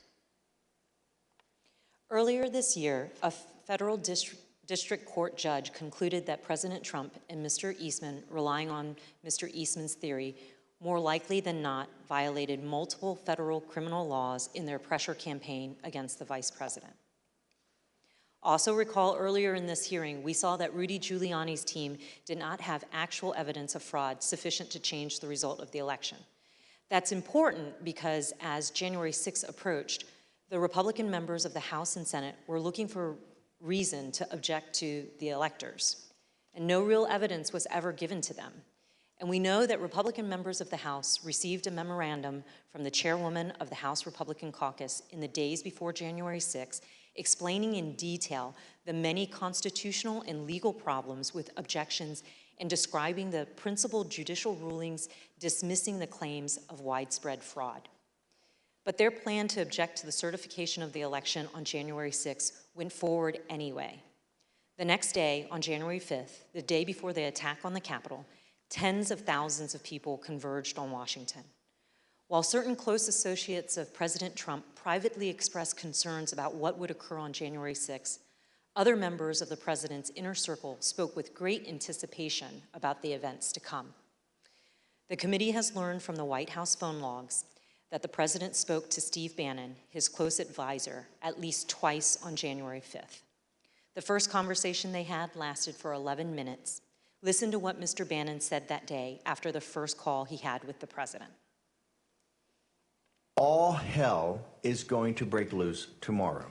It's all converging, and now we're on, as they say, the point of attack, right? The point of attack tomorrow. I'll tell you this. It's not going to happen like you think it's going to happen. Okay, it's going to be quite extraordinarily different. And all I can say is strap in. From those same phone logs, we know that the president and Mr. Bannon spoke again on the phone that evening, this time for 6 minutes. That same day, on the eve of January 6, supporters of President Trump gathered in Washington, D.C. at another rally. This rally was held at Freedom Plaza, which is located near the White House, and featured some of the speakers who Katrina Pearson and others deemed too extreme to share the stage with the president the next morning. And as this rally was underway, the president asked members of his staff to come to the Oval Office. Let's hear from the White House aides who were in the Oval Office that night. I was in the office, in the Oval Office, and he had asked me to open the door so that he could hear. I guess there was a concert or or something going on. Did he say anything other than just open the door? He made a comment. I don't remember specifically what he said, but there's a lot of energy. When we walked in, the staff was kind of standing up and assembled along the wall. and the president was at the desk, and Dan Scavino was on the couch, and the president was dictating a tweet that he wanted Scavino to send out. Then the president started talking about the rally the next day. He had the door of the Oval open to the Rose Garden because you could hear the crowd already assembled outside on the ellipse, and they were playing music, and it was so loud that you could feel it shaking in the Oval. He was in a very good mood, and I say that because he had not been in a good mood for weeks leading up to that, and then it seemed like he was in a fantastic mood that evening. He asked if members of Congress would be with him tomorrow. And what did you understand by meaning voting in his favor as opposed to physically with him or anything like that? Yeah, I took that to mean not voting to certify the election. Then he did look to the staff and ask for ideas of how, if I recall, he said that we could make the rhinos do the right thing, is the way he phrased it. And no one spoke up initially because I think everyone was trying to process what that he meant by that. The president was making notes then, talking then about we should go up to the Capitol. What's the best route to go to the Capitol? I said he should focus on policy accomplishments. I didn't mention it. What was his response? He acknowledged that and said we've had a lot, something along those lines, and then he fairly quickly moved to how fired up the crowd was going to be. And what did he say about it? Just that they were fired up, they were angry, they feel like the election has been stolen, that the election was rigged. Did he give you any indication of how he knew that the crowd was fired up or angry? He continued to reference being able to hear them outside. Through the open door of the Oval Office, the president could hear the sound of the crowd and the music at the rally at the Freedom Plaza. And these are some of the things that they were saying there at the plaza, just blocks from where the president sat that evening, excited for the next day. This is nothing less than an epic struggle for the future of this country between dark and light, between the godly and the godless, between good and evil. And we will win this fight, or America would step off into 1,000 years of darkness. Tomorrow, trust me, the American people that are standing on the soil that we are standing on tonight, and they're going to be standing on this soil tomorrow, this is soil that we have fought for, and we will fight for in the future. The members of Congress, the members of the House of Representatives, the members of the United States Senate, those of you who are feeling weak tonight, those of you that don't have the moral fiber in your body, get some tonight, because tomorrow we the people are going to be here, and we want you to know that we will not stand for a lie. We will not stand for a lie. I want them to know that 1776 is always an option.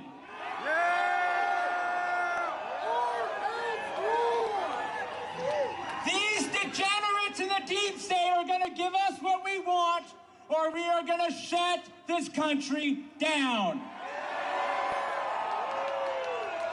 It's 1776! 1776! 1776! 1776! At 5:05 p.m., as the Freedom Plaza rally was underway just blocks away, President Trump tweeted, "Washington is being inundated with people who don't want to see an election victory stolen by emboldened radical left Democrats. Our country has had enough. They won't take it anymore." To the crowds gathering in D.C., he added, We hear you and love you from the Oval Office. The committee has learned that on January 5th, there were serious concerns at Twitter about the anticipated violence the next day. Listen to what the Twitter witness told us about their desperate efforts to get Twitter to do something. What was your gut feeling on the night of January 5th? I believe I sent a Slack message to someone that said something along the lines of, when people are shooting each other tomorrow, I will try and rest in the knowledge that we tried. And so I went to, I don't know that I slept that night, to be honest with you. I was on pins and needles because, again, for months I had been begging and anticipating and attempting to raise the reality that if we made no intervention into what I saw occurring, people were going to die. And on January 5th, I realized no intervention was coming. And even as hard as I had tried to create one or implement one, there was nothing, and we were at the whims and the mercy of a violent crowd that was locked and loaded. And just for the record, this was content that was echoing statements by the former president, but also Proud Boys and other known violent extremist groups? Yeah. There were also concerns among members of Congress. We have a recently released recording of a conversation that took place among Republican members in the U.S. Capitol on the eve of January 6th. This is Republican Congresswoman Debbie Lesko from Arizona, who led some of the unfounded objections to the election results. I also asked leadership to come up with a safety plan for members. I'm actually very concerned about this because we have who knows how many hundreds of thousands of people coming here. We have Antifa. We also have, quite honestly, Trump supporters who actually believe that we are going to overturn the election. And when that doesn't happen, most likely will not happen, they are going to go nuts. That same evening, as President Trump listened to the rally from the Oval Office, he was also working on his speech to be delivered the next day. And based on documents we've received from the National Archives, including multiple drafts of the president's speech, as well as from witness testimony, we understand how that speech devolved into a call to action and a call to fight. One of the first edits President Trump made to his speech was to incorporate his 5:05 p.m. tweet, revising his speech to say, "All of us are here today, do not want to see our election victory stolen by emboldened radical left Democrats. Our country has had enough. We will not take it anymore." He also added, "Together, we will stop the steal." President Trump's edits continued into the morning of January 6th. And as you can see from the president's daily diary here, the president spoke to his chief speechwriter, Stephen Miller, for over 25 minutes that morning. Following his call with Mr. Miller, President Trump inserted for the first time a line in his speech that said, quote, "And we will see whether Mike Pence enters history as a truly great and courageous leader. All he has to do is refer the illegally submitted electoral votes back to the states that were given false and fraudulent information where they want to recertify." No prior version of this speech had referenced Vice President Pence or his role during the joint session on January 6th. These last-minute edits by President Trump to his speech were part of the president's pressure campaign against his own vice president. But not everyone wanted these lines regarding the vice president included in the president's speech, including White House lawyer Eric Hirschman. Did you ever speak to anybody in the White House at the time about this disagreement between the president and the vice president, other than the president, based on the objection from your counsel?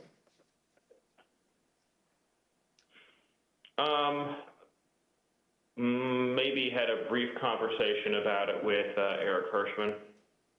Tell me about that. What do you remember him saying to you about this disagreement? I just remember him saying that he had a, I don't want to get this wrong, sort of something to the effect of thinking that it would be counterproductive, I think he thought, to discuss the matter publicly. So it came up in the context of editing the president's speech on January the 6th? It just came up with the conversation where Eric knew it was in the speech, and so he had a sidebar with me about it. And so the speechwriters took that advice and removed the lines about Vice President Pence. And later that morning at 11:20 a.m., President Trump had a phone call with the vice president. And as the committee detailed in an earlier hearing, that phone call was, by all accounts, tense and heated. During this call, the vice president told the president that he would not attempt to change the outcome of the election. In response, the president called the vice president of the United States a wimp and other derogatory words. As you can see in this email, after Vice President Pence told President Trump that he would not unilaterally deliver him a second term in office, the speechwriters were directed to reinsert the Mike Pence lines. Here's how one of the speechwriters described President Trump's last-minute change to the speech. And as I recall, there was a very tough sentence about the vice president that was added. President Trump wanted to use his speech to attack Vice President Pence in front of a crowd of thousands of angry supporters who had been led to believe the election was stolen. When President Trump arrived at the Ellipse to deliver his speech, he was still worked up from his call with Vice President Pence. And although Ivanka Trump would not say so, her chief of staff gave the committee some insight into the president's frustration. It's been reported that you ultimately decided to attend the rally because you hoped that you would calm the president and keep the event on an even keel. Is that accurate? No, I don't know who said that or where that came from. What did she share with you about why it was concerning that her father was upset or agitated after that call with Vice President Pence in relation to the Ellipse rally? Why did that matter? Why did he have to be calmed down, I should say? Well, she shared that he had called the vice president a not an expletive word.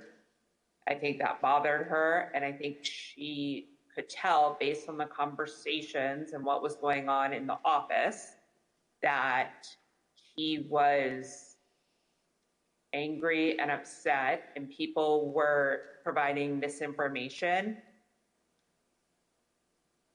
And she felt like she might be able to help calm this situation down, at least before he went on to stage. The president did go on stage, and then he gave the speech that he wanted to give. It included the formal changes he had requested the night before and in that morning, but also many important last-minute ad-lib changes. A single scripted reference in the speech to Mike Pence became 8. A single scripted reference to rally-goers marching to the Capitol became 4, with President Trump ad-libbing that he would be joining the protesters at the Capitol. Added throughout his speech were references to fighting and the need for people to have courage and to be strong. The word peacefully was in the staff-written script and used only once. Here are some of these ad-lib changes that the president made to his speech. Because you'll never take back our country with weakness. You have to show strength, and you have to be strong. So I hope Mike has the courage to do what he has to do. And I hope he doesn't listen to the rhinos and the stupid people that he's listening to. We fight like hell. And if you don't fight like hell, you're not going to have a country anymore.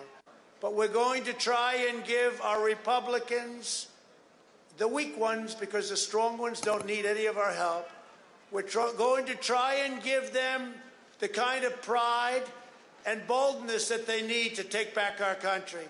So let's walk down Pennsylvania Avenue. White House counsel Pat Cipollone and his deputy did not attend the speech, and they were concerned that the statements in the speech about the election were false. In fact, The message that President Trump delivered that day was built on a foundation of lies. He lied to his supporters that the election was stolen. He stoked their anger. He called for them to fight for him. He directed them to the U.S. Capitol. He told them he would join them, and his supporters believed him, and many headed towards the Capitol. As a result, people died. People were injured. Many of his supporters' lives will never be the same. President Trump's former campaign manager, Brad Parscale, recognized the impact of the speech immediately. And this is what he said on January 6 in excerpts from text messages to Katrina Pearson. Mr. Parscale said, quote, "This is about Trump pushing for uncertainty in our country, a sitting president asking for civil war." And then when he said, "This week I feel guilty for helping him win," Katrina Pearson responded, "You did what you felt right at the time, and therefore it was right." Mr. Parscale added, "Yeah, but a woman is dead. And yeah, if I was Trump and I knew my rhetoric killed someone." When Ms. Pearson replied, "It wasn't the rhetoric," Mr. Parscale said, "Katrina, yes, it was." Thank you, Mr. Chairman. I yield back. Gentlelady yields back. We're joined today by Mr. Jason Van Tavenhove and Mr. Stephen Ayers. Mr. Tatenhove is an artist and journalist. He's a former spokesman of the Oath Keepers and a former close associate of Elmer Stewart Rhodes, the founder and president of the Oath Keepers, who has been charged with seditious conspiracy in relation to the Capitol attack. Mr. Van Tatenhove broke with the Oath Keepers and has since spoken out forcefully against the violent group.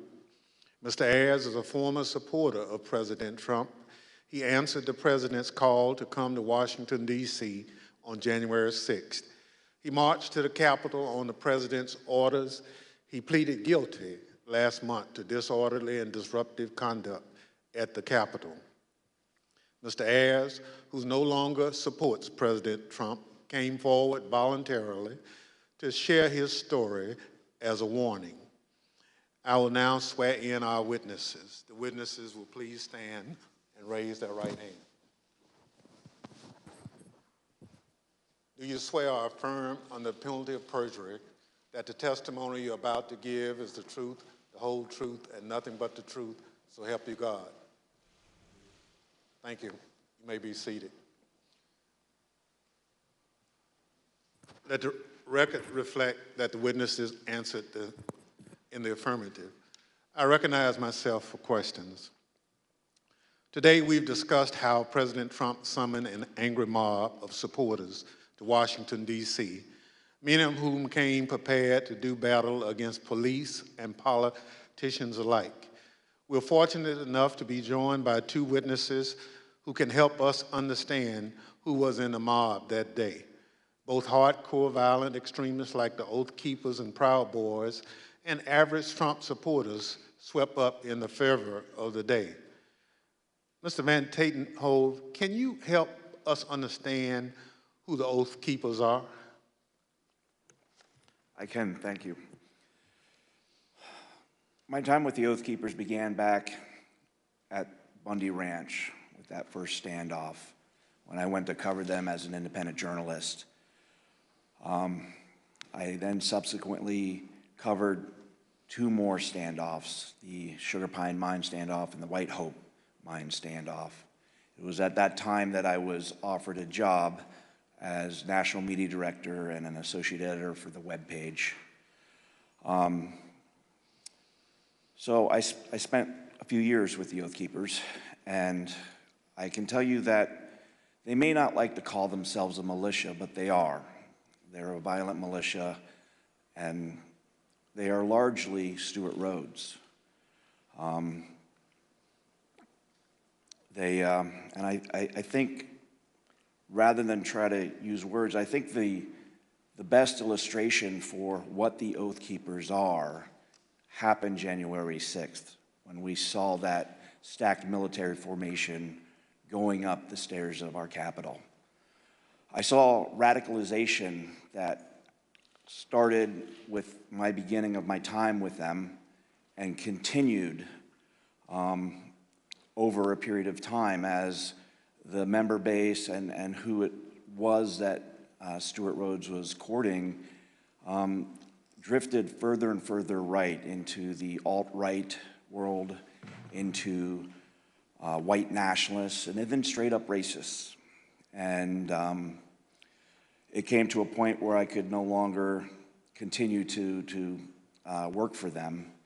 But the Oath Keepers are a dangerous militia that is in large part fed by the ego and drive of Stewart Rhodes, who at times seemed to see himself as this paramilitary leader.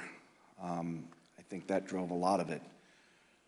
So, in my opinion, the Oath Keepers are a very dangerous organization. Well, thank you very much. You talked a little bit about that danger. So, what is the Oath Keepers' vision for America, and why should Americans be concerned about it? I think we saw a glimpse of what the vision of the Oath Keepers is on January 6th. It doesn't necessarily include the rule of law. It doesn't necessarily include, it includes violence. It includes trying to get their way through lies, through deceit, through intimidation, and through the perpetration of violence. The swaying of people who may not know better through lies and rhetoric and propaganda that can get swept up in these moments. And I'll admit I was swept up at one point as well too. But I don't know if that answers the question. Well, it does, and you talk about being swept up. So at what point did you break with the Oath Keepers? There came a point, there were many red flags, and I probably should have broke with them much earlier than I did. But the straw that broke the camel's back really came when I walked into a grocery store. We were living up in the very remote town of Eureka, Montana, and there was a group of core members of the group of the Oath Keepers and some associates, and they were having a conversation at that public area where they were talking about how the Holocaust was not real. And that was, for me, something I just could not abide. And, you know, we were not wealthy people at all. We were barely surviving, and it didn't matter. I went home to my wife and my kids, and I told them that I've got to walk away at this point. I don't know how we're going to survive or where we're going to go or what we're going to do, but I just can no longer continue, and put in my resignation. Thank you very much. Mr. Ayers, there were many people in the crowd that day, January 6th, including you, who were not part of an extremist group. I'd like to start by having you tell the American people a little bit about yourself. Can you tell us about your life before January 6th? Yeah, basically nothing but a family man and a working man. Worked at the company, a cabinet company up in Northeast Ohio for going on 20 years. You know, family's my life.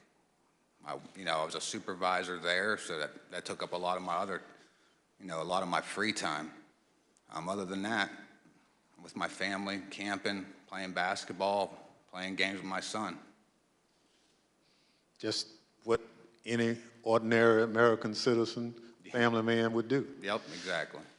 So this committee has reviewed thousands of hours of surveillance footage from January 6th. During this review, we identified you entering the Capitol as we see in this video. Mr. Ayers, why did you decide to come to Washington on January 6th? For me personally, I was, pretty hardcore into the social media, Facebook, Twitter, Instagram. I followed, President Trump, on all of the websites, he basically put out, come to stop the steal rally, and I felt like I needed to be down here. So you basically learned about the rally on social media and at some point made a decision to come to Washington. Yep. I had some friends I found out were coming down, and I just hopped on with them right at the tail end when I found out, and came down here with them. Thank you very much. The chair recognizes the vice chair, Ms. Cheney of Wyoming, for any questions she may have. Thank you very much, Mr. Chairman. Mr. Ayers, when you entered the Capitol last year, did you believe that the election had been stolen? At that time, yeah. Everything that I was seeing online, I definitely believed that that's exactly what that was the case. And when you heard from President Trump that the election was stolen, how did that make you feel? Oh, I was very upset, as were most of his supporters. That's basically what got me to come down here. And do you still believe the election was stolen? Not so much now. I got away from all the social media when January 6th happened. Basically deleted it all. I started doing my own research and everything. And for me, for something like that to be that, for that to actually take place, it's too big. There's no way you can keep something like that quiet, as big as something like that. With all the lawsuits being shot down one after another, that was mainly what convinced me. Well, and I think that's very important. And we've also talked about today and in previous hearings the extent to which the president himself was told that the election hadn't been stolen by his Justice Department, by his White House counsel, by his campaign. Would it have made a difference to you to know that President Trump himself had no evidence of widespread fraud? Oh, definitely. Who knows? I may not have come down here then. Thank you very much, Mr. Chairman. I yield back. Gentlelady yields back. Chair recognizes the gentlewoman from Florida, Ms. Murphy. Thank you, Mr. Chairman.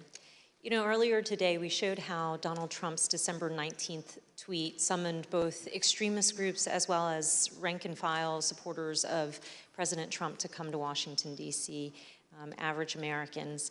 He told them to, quote, be there, we'll be wild, and they came. We showed how how President Trump repeatedly told them, fight, fight, fight, and they marched to the Capitol. Mr. Ayers, you were in that crowd at the rally, and then the crowd that marched to the Capitol. When you arrived on the ellipse that morning, were you planning on going to the Capitol? No, we didn't actually plan to go down there. We went basically to see the Stop the Steal rally, and that was it. So why did you decide to march to the Capitol? Well, basically, the president, got everybody riled up, told everybody to head on down. So we basically were just following what he said. After the president's speech, as you're marching down to the Capitol, how did you feel? I was, I'm angry, after everything that was basically said in the speech. A lot of the stuff he said, he already put out in tweets. I've already seen it and heard it before. So, I was already worked up, and so were most of the people there. So as you started marching, did you think there was still a chance the election would be overturned? Yeah, at that time I did, because everybody was kind of like in the hope that, Vice President Pence was not going to certify the election.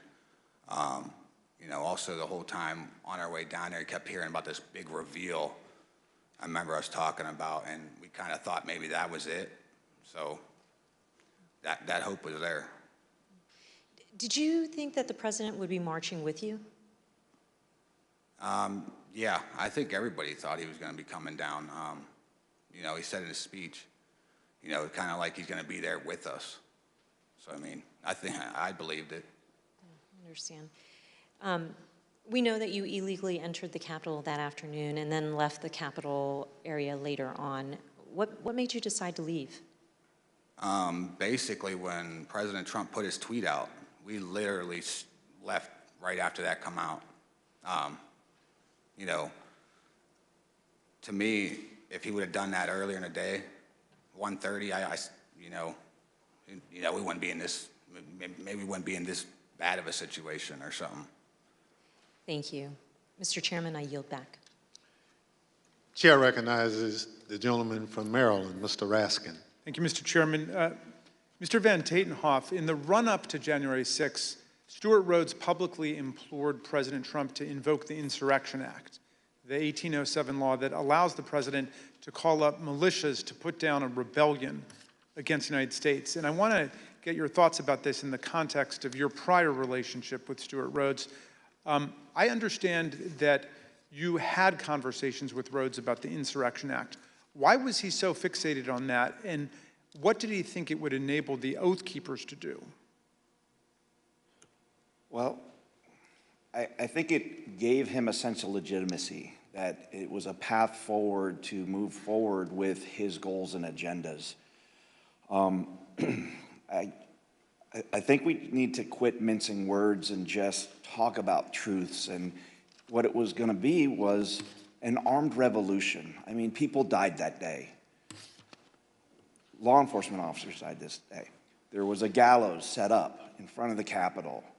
This could have been the spark that started a new civil war, and no one would have won there. That would have been good for no one. He was always looking for ways to legitimize what he was doing, whether by wrapping it in the trappings of it's not a militia, it's a community preparedness team. We're not a militia, we're an educational outreach group. It's a veteran support group. But again, we've got to stop with this dishonesty and the mincing of words and just call things for what they are. You know, he's a militia leader. He had these grand visions of being a paramilitary leader, and the Insurrection Act would have given him a path forward with that. You know, the fact that the president was communicating, whether directly or indirectly, messaging, you know, kind of that gave him the nod. And all I can do is thank the gods that things did not go any worse that day. What did the Oath Keepers see in President Trump? They saw a path forward that would have legitimacy. They saw opportunity, I think, in my opinion, to become a paramilitary force, you know? Last week, the Department of Justice indicated that it has evidence of the Oath Keepers bringing not just firearms, but explosives to Washington ahead of January 6th. And the committee's also learned that Stuart Rhodes stopped to buy weapons on his way to Washington and shipped roughly $7,000 worth of tactical gear to a January 6th rally planner in Virginia before the attack. Did you ever hear Rhodes discuss committing violence against elected political leaders? Yeah, I mean, that went back from the very beginning of my tenure. One of the first assignments that he brought to me wanting me to do as more of a graphic artist function was to create a deck of cards. You may remember back to the conflict in the Middle East where our own military created a deck of cards, which was a who's who of kind of the key players on the other side that they wanted to take out. And Stuart was very intrigued by that notion and influenced by it, I think. And he wanted me to create a deck of cards that would include different politicians, judges, including up to Hillary Clinton as the Queen of Hearts. This is a project that I refused to do. But from the very start, we saw that. There was always the push for military training, including there were courses in that community that went over explosives training. So, yeah, this all falls in line. Mr. Van Tatenhoff, you say in your very thoughtful written testimony that we received today that you fear what the next election cycle will bring, And you also say that we have been exceedingly lucky in that we have not seen more bloodshed so far. I wonder if you would elaborate on those two statements. I think as far as the luck goes, we've had the potential from Bundy Ranch on. I mean, being boots on the ground at these standoffs, and they were standoffs where there were firearms pointed across lines at federal law enforcement agencies, you know, whatever it may be with that particular standoff. But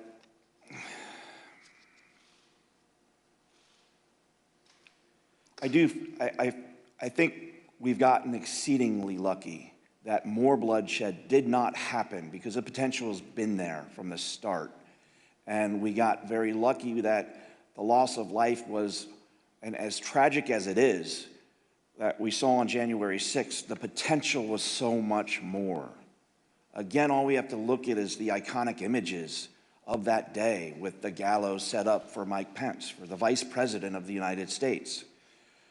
You know, and I do fear for this next election cycle because who knows what that might bring. If a president that's willing to try to instill and encourage to whip up a civil war amongst his followers using lies and deceit and snake oil, and regardless of the human impact, what else is he going to do if he gets elected again? All bets are off at that point. And that's a scary notion. I have 3 daughters. I have a granddaughter.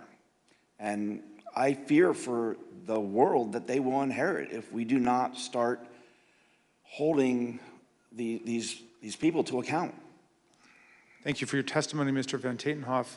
Mr. Ayers, I first want to ask you about what finally caused you to leave on January the 6th. We know that the medieval-style combat with our police, the occupation of the building, this was going on for several hours until the president issued at 4:17 a tweet, I believe, that included a video telling people to go home. Did you see that, and did that have any effect on what you were doing? Well, when we were there, as soon as that come out, everybody started talking about it, and it seemed like it started to disperse, you know, some of the crowd. Obviously, you know, once we got back to the hotel room, we seen that it was still going on, but it definitely dispersed a lot of the crowd. And did you leave at that point? Yeah, we did. Yeah, we left. So, in other words, that was the key moment when you decided to leave, when President Trump told people to go home. Yeah, yep. We left right when that come out. You were not a member of an organized group like the Oath Keepers or the Proud Boys, as most of the crowd wasn't. I wonder, on January 6th, was it your view that these far-right groups like the Oath Keepers and Proud Boys and 3%ers and others were on your side? Did you have any reservations about marching with them and rallying with them? Well, I definitely didn't have a problem. You know, I was probably following them online myself. You know, I thought, you know, hey, they're on our team, good. That's how I kind of looked at it at the time. You know, like, I didn't have a problem with it. I thought it was a good thing. I'm interested in hearing about what's happened to you since the events of January 6th. You told the vice chair that you no longer believe Trump's big lie about the election, but that's what brought you originally to Washington. Looking back on it now, how do you reflect on the role that you played in the crowd that day, and what is going on in your life? Basically, you know, I lost my job. Since this all happened, you know, pretty much sold my house. So everything that happened with the charges, you know, thank God, a lot of them did get dismissed because I was just holding my phone, but at the same time, I was there.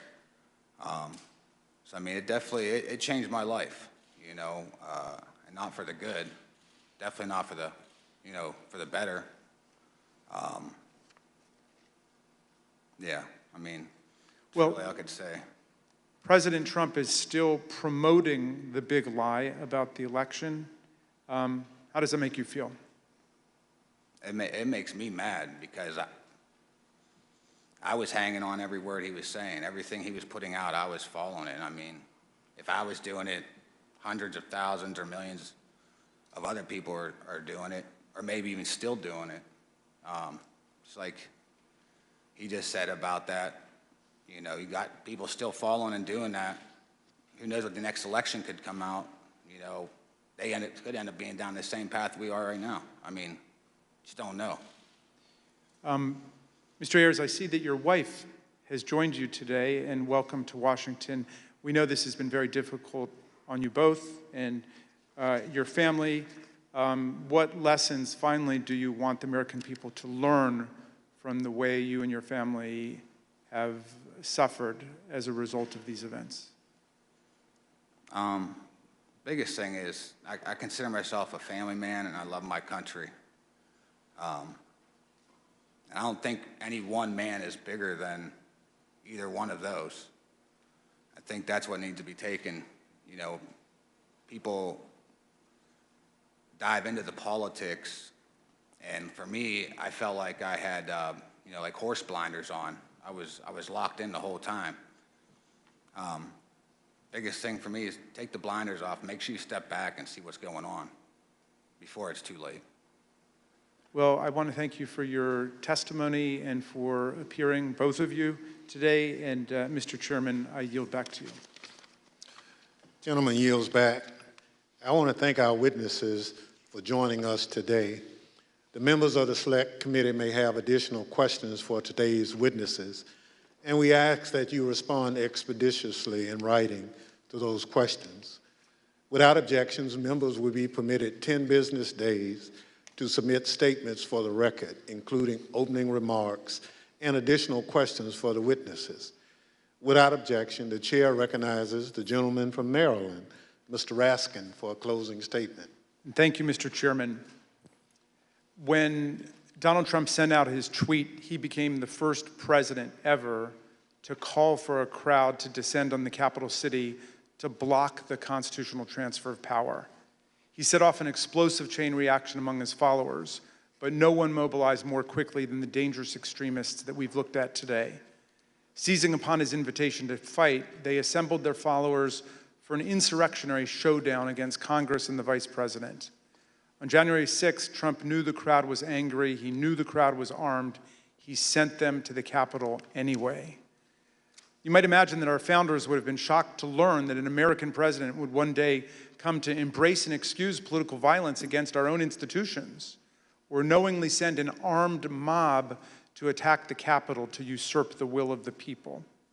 But you know, Mr. Chairman, the founders were pretty wise about certain things, and at the start of the Republic, they actually warned everyone about Donald Trump.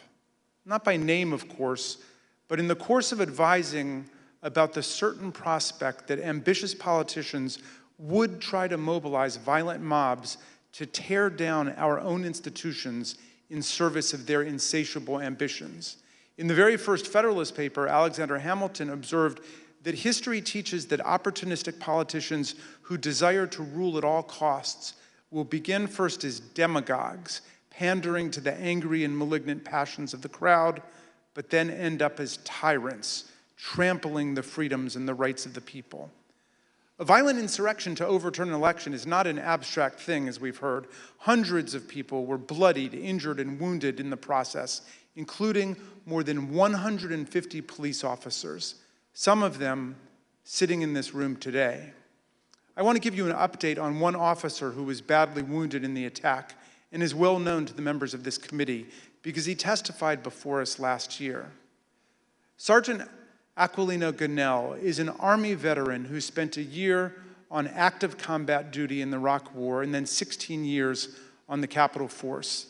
Nothing he ever saw in combat in Iraq, he has said, prepared him for the insurrection, where he was savagely beaten, punched, pushed, kicked, shoved, stomped, and sprayed with chemical irritants, along with other officers, by members of a mob carrying hammers, knives, batons, and police shields taken by force, and wielding the American flag against police officers as a dangerous weapon.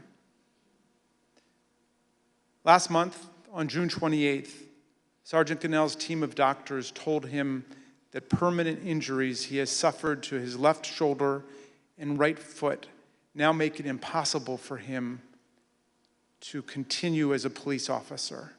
He must leave policing for good and figure out the rest of his life. Sergeant Gonell, we wish you and your family all the best. We are here for you. We salute you for your valor, your eloquence, and your beautiful commitment to America. I wonder what former President Trump would say to someone like Sergeant Gonell, who must now go about remaking his life. I wonder if he could even understand what motivates a patriot like Sergeant Gonell.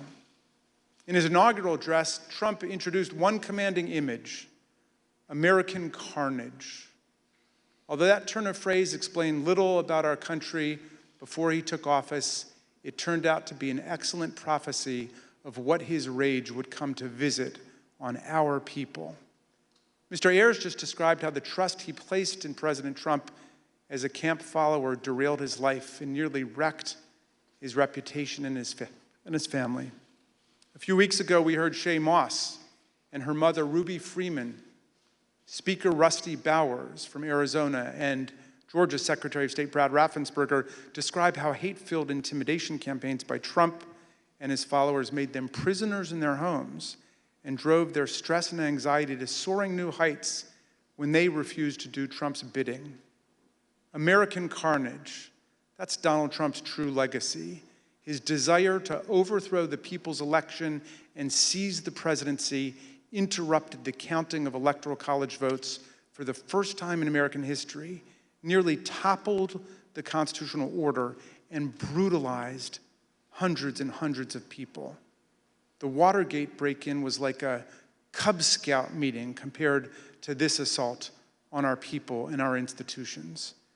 Mr. Chairman, these hearings have been significant for us and for millions of Americans, and our hearing next week will be a profound moment of reckoning for America. But the crucial thing is the next step. What this committee, what all of us will do to fortify our democracy against coups, political violence, and campaigns to steal elections away from the people. Unlike Mr. Ayers and Mr. Van Tatenhove, people who have recovered and evolved from their descent into the hell of fanaticism, Donald Trump has only expanded his big lie to cover January 6th itself. He asserts the insurrection was the real election, and the election was the real insurrection. He says his mob greeted our police officers on January 6th with hugs and kisses. He threatens to take one of America's two major political parties with him down the road to authoritarianism, and it is Abraham Lincoln's party, no less. The political scientists tell us that authoritarian parties have two essential features in common in history and around the world. They do not accept the results of democratic elections when they lose, and they embrace political violence as legitimate. And the problem of incitement to political violence has only grown more serious in the internet age, as we have just heard. But this is not the problem of one party, it is the problem of the whole country now. American democracy, Mr. Chairman, is a precious inheritance, something rare in the history of the world and even on earth today. Constitutional democracy is the silver frame, as Lincoln put it, upon which the golden apple of freedom rests. We need to defend both our democracy and our freedom with everything we have and declare that this American carnage ends here and now. In a world of resurgent authoritarianism and racism and anti-Semitism, let's all hang tough for American democracy. Thank you, Mr. Chairman. I yield back. Gentleman yields back. Without objection, the chair recognizes the gentlewoman from Florida, Ms. Murphy, for a closing statement. Thank you, Mr. Chairman. At one of our first hearings, Chairman Thompson explained that the members of this committee would not spend much time talking about ourselves. Rather, we would let the evidence play the leading role. And the chairman was right, because this isn't about promoting ourselves as individuals, it's about protecting the country we love. And it's about preserving what actually makes America great: the rule of law, free and fair elections, and the peaceful transfer of power from one elected leader to the next. But if I may say a word about myself and why I'm proud to serve on this committee. I'm the only member of this committee who was not blessed to be born an American. I was born in Vietnam after the Vietnam War, and my family and I fled a communist government and were rescued by the US Navy and were given sanctuary in America. My patriotism is rooted in my gratitude for America's grace and generosity. I love this country. On January 6th, 4 decades after my family fled a place where political power was seized through violence, I was in the United States Capitol, fleeing my fellow Americans. Members of the angry mob had been lied to by a president and the other powerful people who tried to convince them without evidence that the election had been stolen from them. Some of them then tried to use physical violence to overturn the outcome of a free and fair election. Our committee's overriding objective is to fight fiction with facts, to create a full account for the American people and for the historical record, to tell the truth of what happened and why it happened, to make recommendations so it never happens again, to defend our democracy. To me, there's nothing more patriotic than that. Thank you. Mr. Chairman, I yield back. Gentlelady yields back. Without objection, the chair recognizes the gentlewoman from Wyoming, Ms. Cheney, for a closing statement. Thank you very much, Mr. Chairman. Mr. Chairman, let me put what you have seen today in a broader context. At the very outset of our hearings, we described several elements of President Trump's multi-part plan to overturn the 2020 election. Our hearings have now covered all but one of those elements: an organized campaign to persuade millions of Americans of a falsehood that the 2020 election was stolen by widespread fraud, a corrupt effort to pressure Vice President Pence to refuse to count electoral votes, an effort to corrupt the U.S. Department of Justice, efforts to pressure state election officials and legislators to change state election results, a scheme to create and submit fake electoral slates for multiple states. And today, you saw how President Trump summoned a mob to Washington for January 6th, and then, knowing that that mob was armed, directed that mob to the United States Capitol. Every one of these elements of the planning for January 6th is an independently serious matter. They were all ultimately focused on overturning the election, and they all have one other thing in common. Donald Trump participated in each substantially and personally. He oversaw or directed the activity of those involved. Next week, we will return to January 6th itself. As we have shown in prior hearings, Donald Trump and his legal team, led by Rudy Giuliani, were working on January 6th to delay or halt Congress's counting of electoral votes. The mob attacking and invading the Capitol on that afternoon of January 6th was achieving that result. And for multiple hours, Donald Trump refused to intervene to stop it. He would not instruct the mob to leave or condemn the violence. He would not order them to evacuate the Capitol and disperse. The many pleas for help from Congress did no good. His staff insisted that President Trump call off the attack. He would not. Here are a few of the many things you will hear next week from Mr. Cipollone.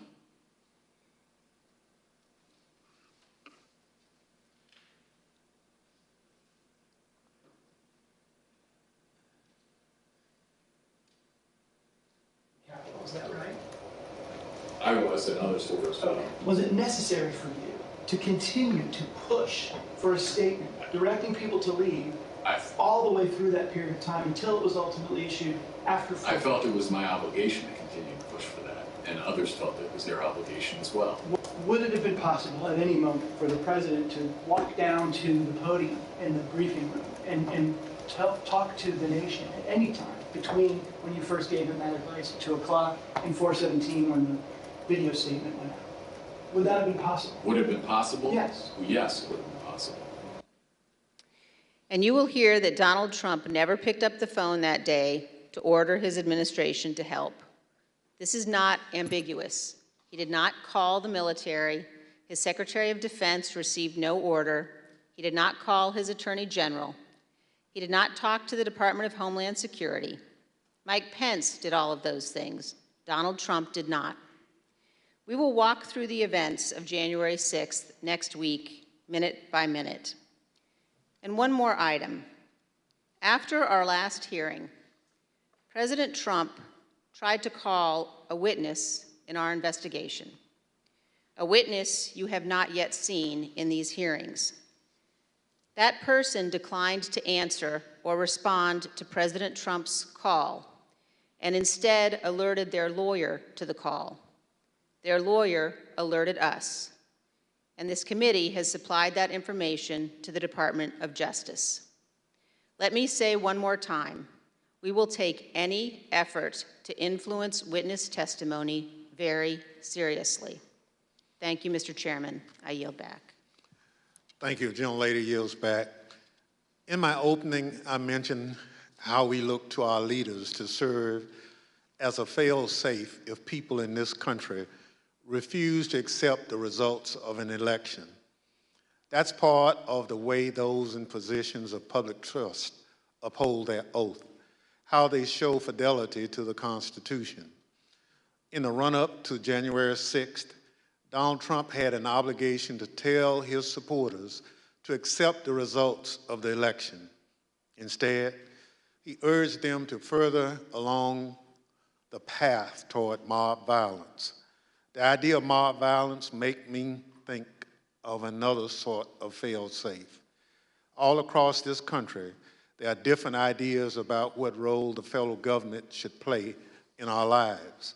In fact, up here on this dais, there are plenty of different ideas.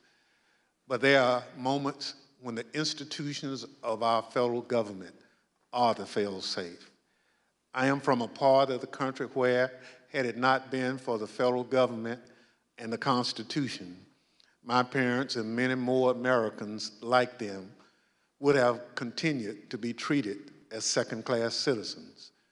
The freedom to be able to vote without harassment, travel in relative safety, and dine and sleep where you choose is because we have a government that looks over the well-being of its citizens. This is especially important in moments of crisis. When we have a natural disaster that state governments can't handle on their own, when there's an emergency that requires action by our public health services or our military, we have a federal government. What happened on January 6, 2020 was another one of those moments in history that test the strength of our federal government. January 6th was an attack on our country. It was an attack on our democracy, on our Constitution. A sitting president with a violent mob trying to stop the peaceful transfer of power from one president to another. It still makes my blood boil to think of it. In a moment like that, what would you expect to see? You expect to see the President of the United States sitting behind a resolute desk in the Oval Office, assuring the American people that the attack would be repelled and the threat would be dealt with. You'd expect to be reassured that there was a fail-safe. Instead, the President of the United States sent the mob. He disregarded the advice of the people who had taken an oath to the Constitution. He oversaw a scheme aided by people whose loyalty was only to Donald Trump. There's nothing we can compare that to. There's nothing in our great nation's history that has ever come close to that sort of betrayal and dereliction. Thank goodness, our system of government held in spite of a commander-in-chief who worked in opposition to what the Constitution designed. When this committee reconvenes, we'll tell the story of that supreme dereliction by the commander-in-chief, how close we came to a catastrophe for our democracy, and how we remain in serious danger. The chair requests those in the hearing room remain seated until the Capitol Police have escorted witnesses and members from the room. Without objection, the committee stands adjourned.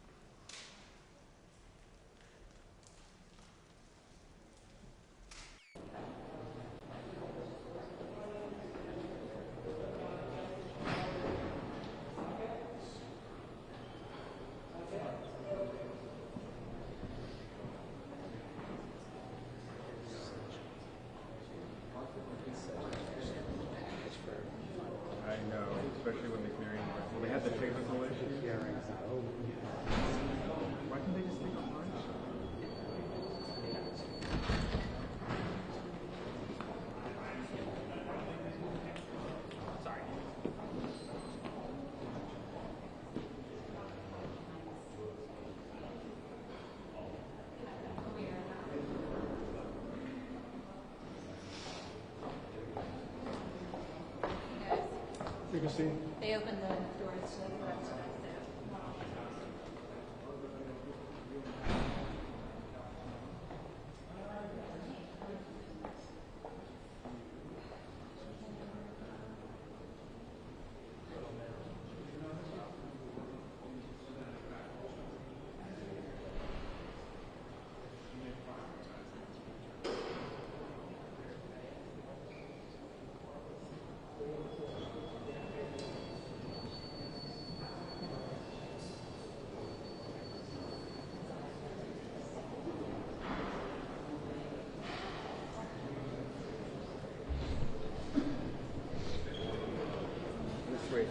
You are. Be brave to pull that baby out, especially if they stop right there. That's what we stopped there last time I went. To make sure you got it.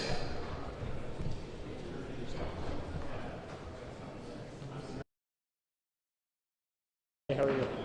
Good.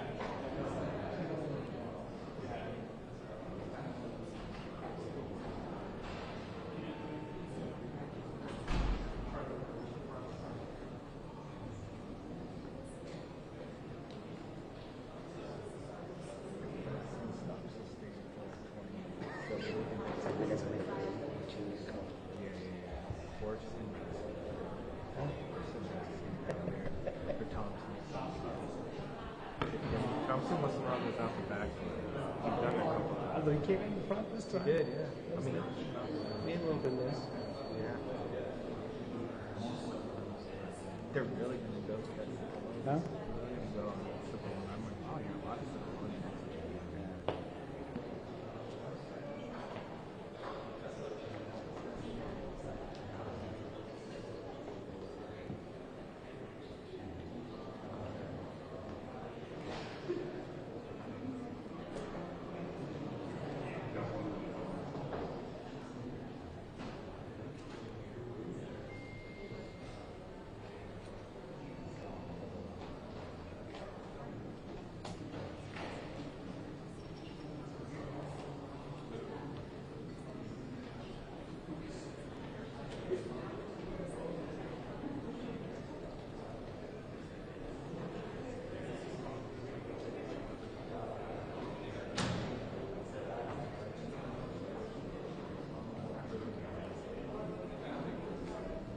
Remember the camera.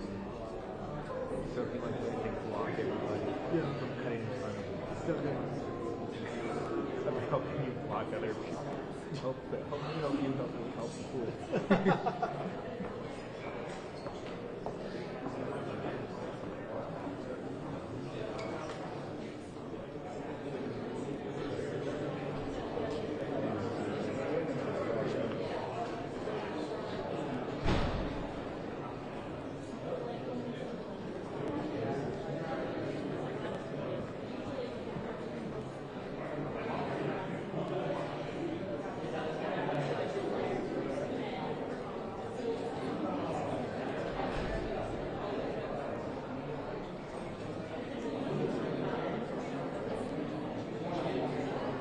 First question.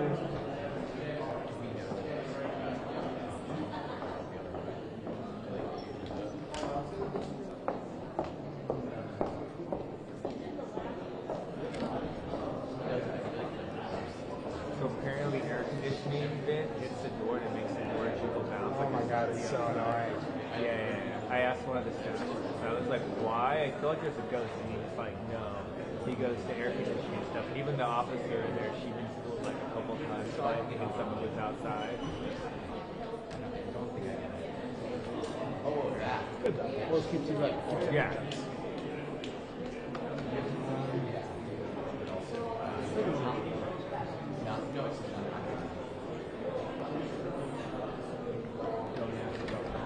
No. I can't believe that's still going on the WhatsApp.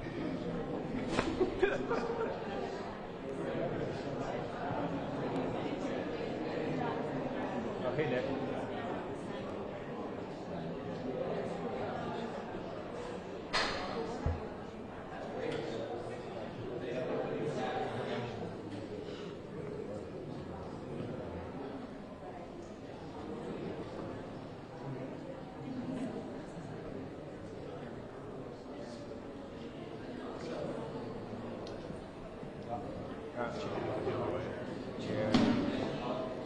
Shit.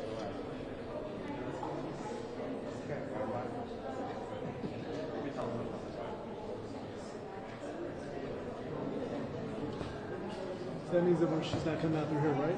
Correct. Fuck. Should I go over there? If you follow Chair, it'd be amazing. Follow the guy that was here, Yeah, I and know. you can find her. But if you don't follow him, then you're not going to find her. If you're trying to find her, I would follow him.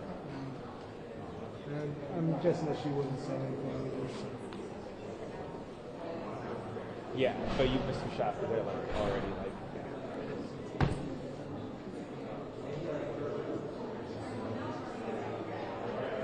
Like, no, shit's coming out this way because Patrick and Lauren.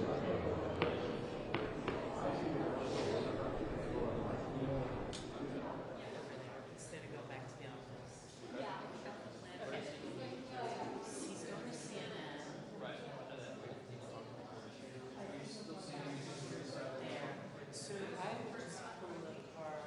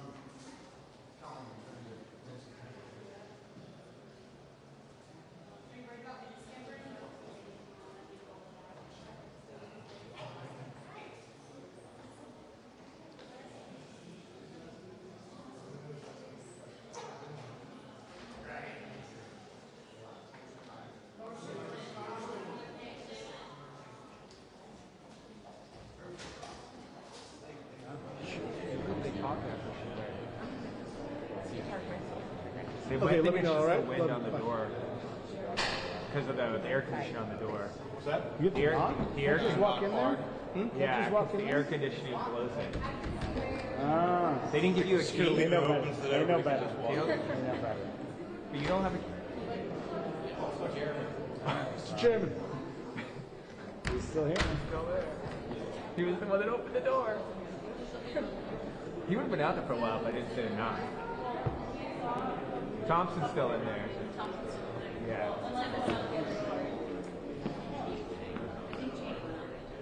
Yes, you did. Representative Loughran, how do you think the hearing went today? That was a ridiculous question, I know. You call yourself a journalist? I hate myself.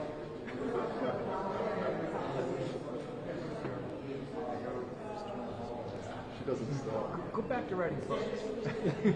I make more money off that than you do on this job. What? I'm sure it blew up. I'd love to let's capture how that happens. You were like, yeah, your book was all over the place. Yeah.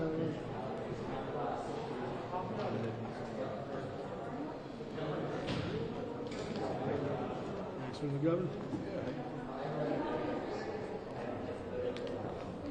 That's how the rules committee works.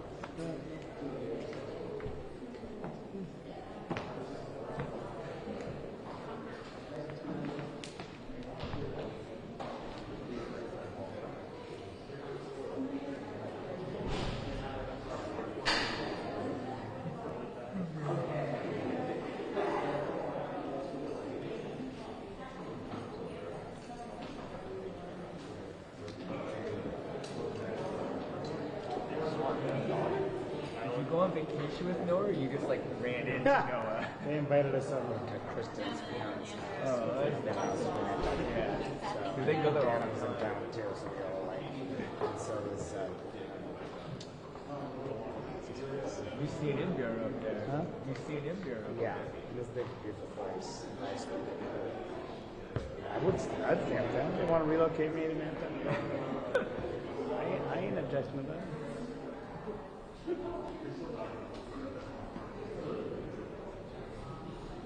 How's the arm moving? Oh, it's doing better. Thank you.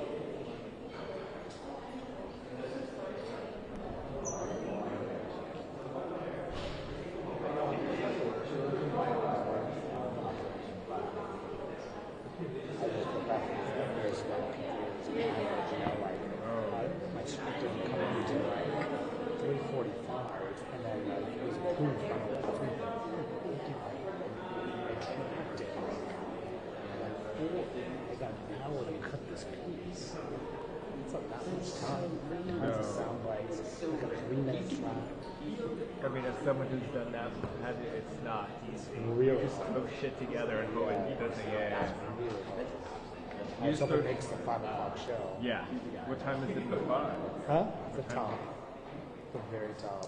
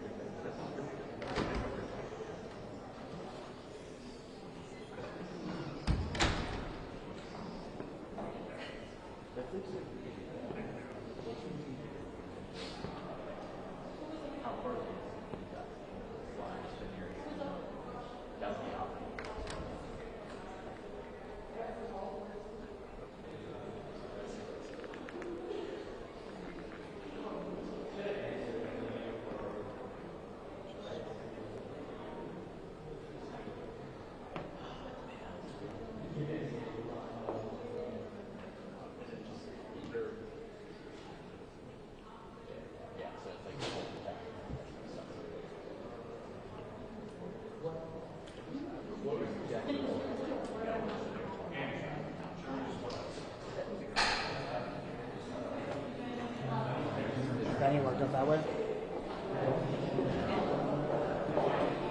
Did you say Turner or did you say Thompson? Vinny. He said Vinny. Find out who your true friends are, Jason. Am I right? Mon said he went that way. Well, I'm the pool. I can't leave. This is the trick he's going to come out with. Who, Raskin? Yeah, we can get a lot of them. There's a big ROI. Every year I remember these thoughts.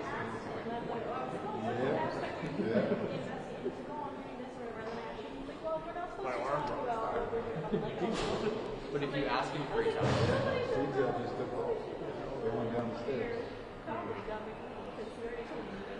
they just said the Thompson not Raskin.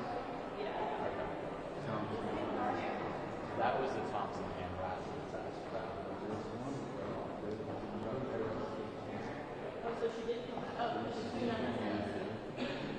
We've not seen Murphy, right? She left. She wouldn't stop. So we see it. Kinzinger was gone in like 3 seconds. Oh, really? Okay. I mean, He usually is first. And Jamie's equal to the other side, so she might use these. Maria left. We're just waiting for Raskin. I think the rest guns. Great. Well, there was like was.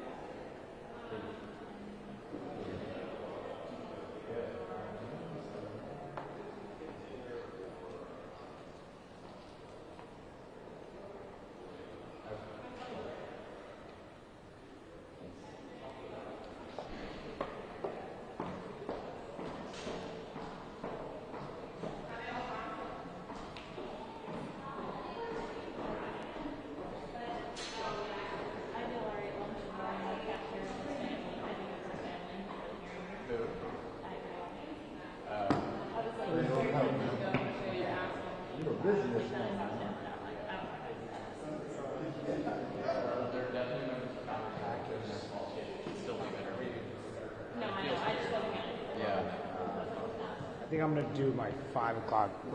No, I'm going to do it from.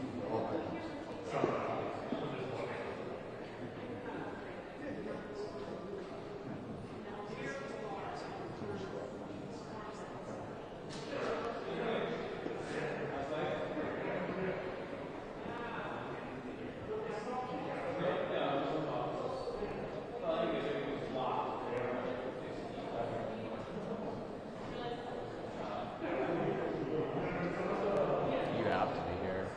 Kind of nice though, if you think about it. It's like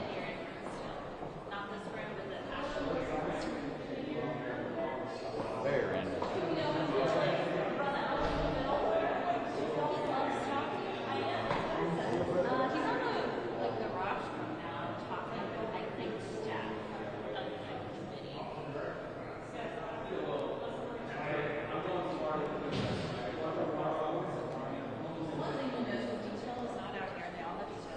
They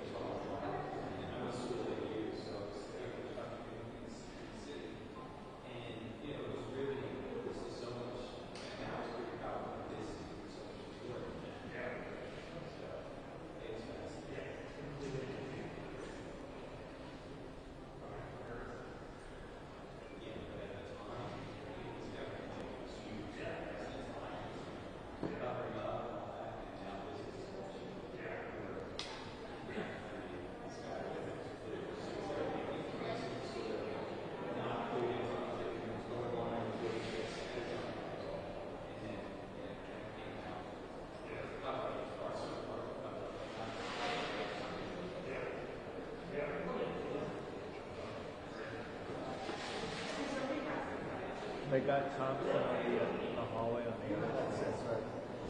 You know what he said? He's also talking outside the camera at the outside. Which outside? The one that's outside the building entrance where the witnesses are.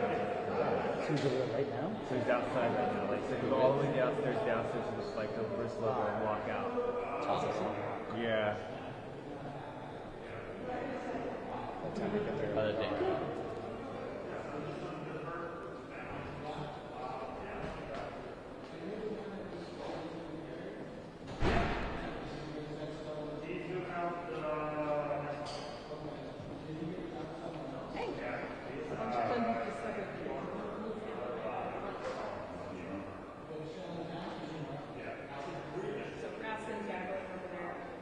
He is? Yeah. Brian's in there with his camera and Okay. I will break it. not like all the way on the other side. It's like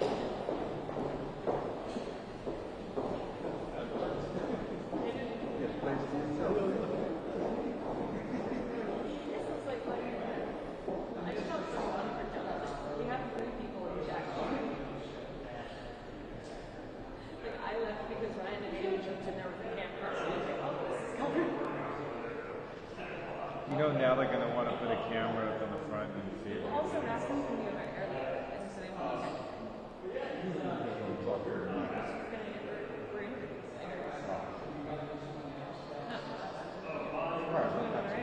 Right.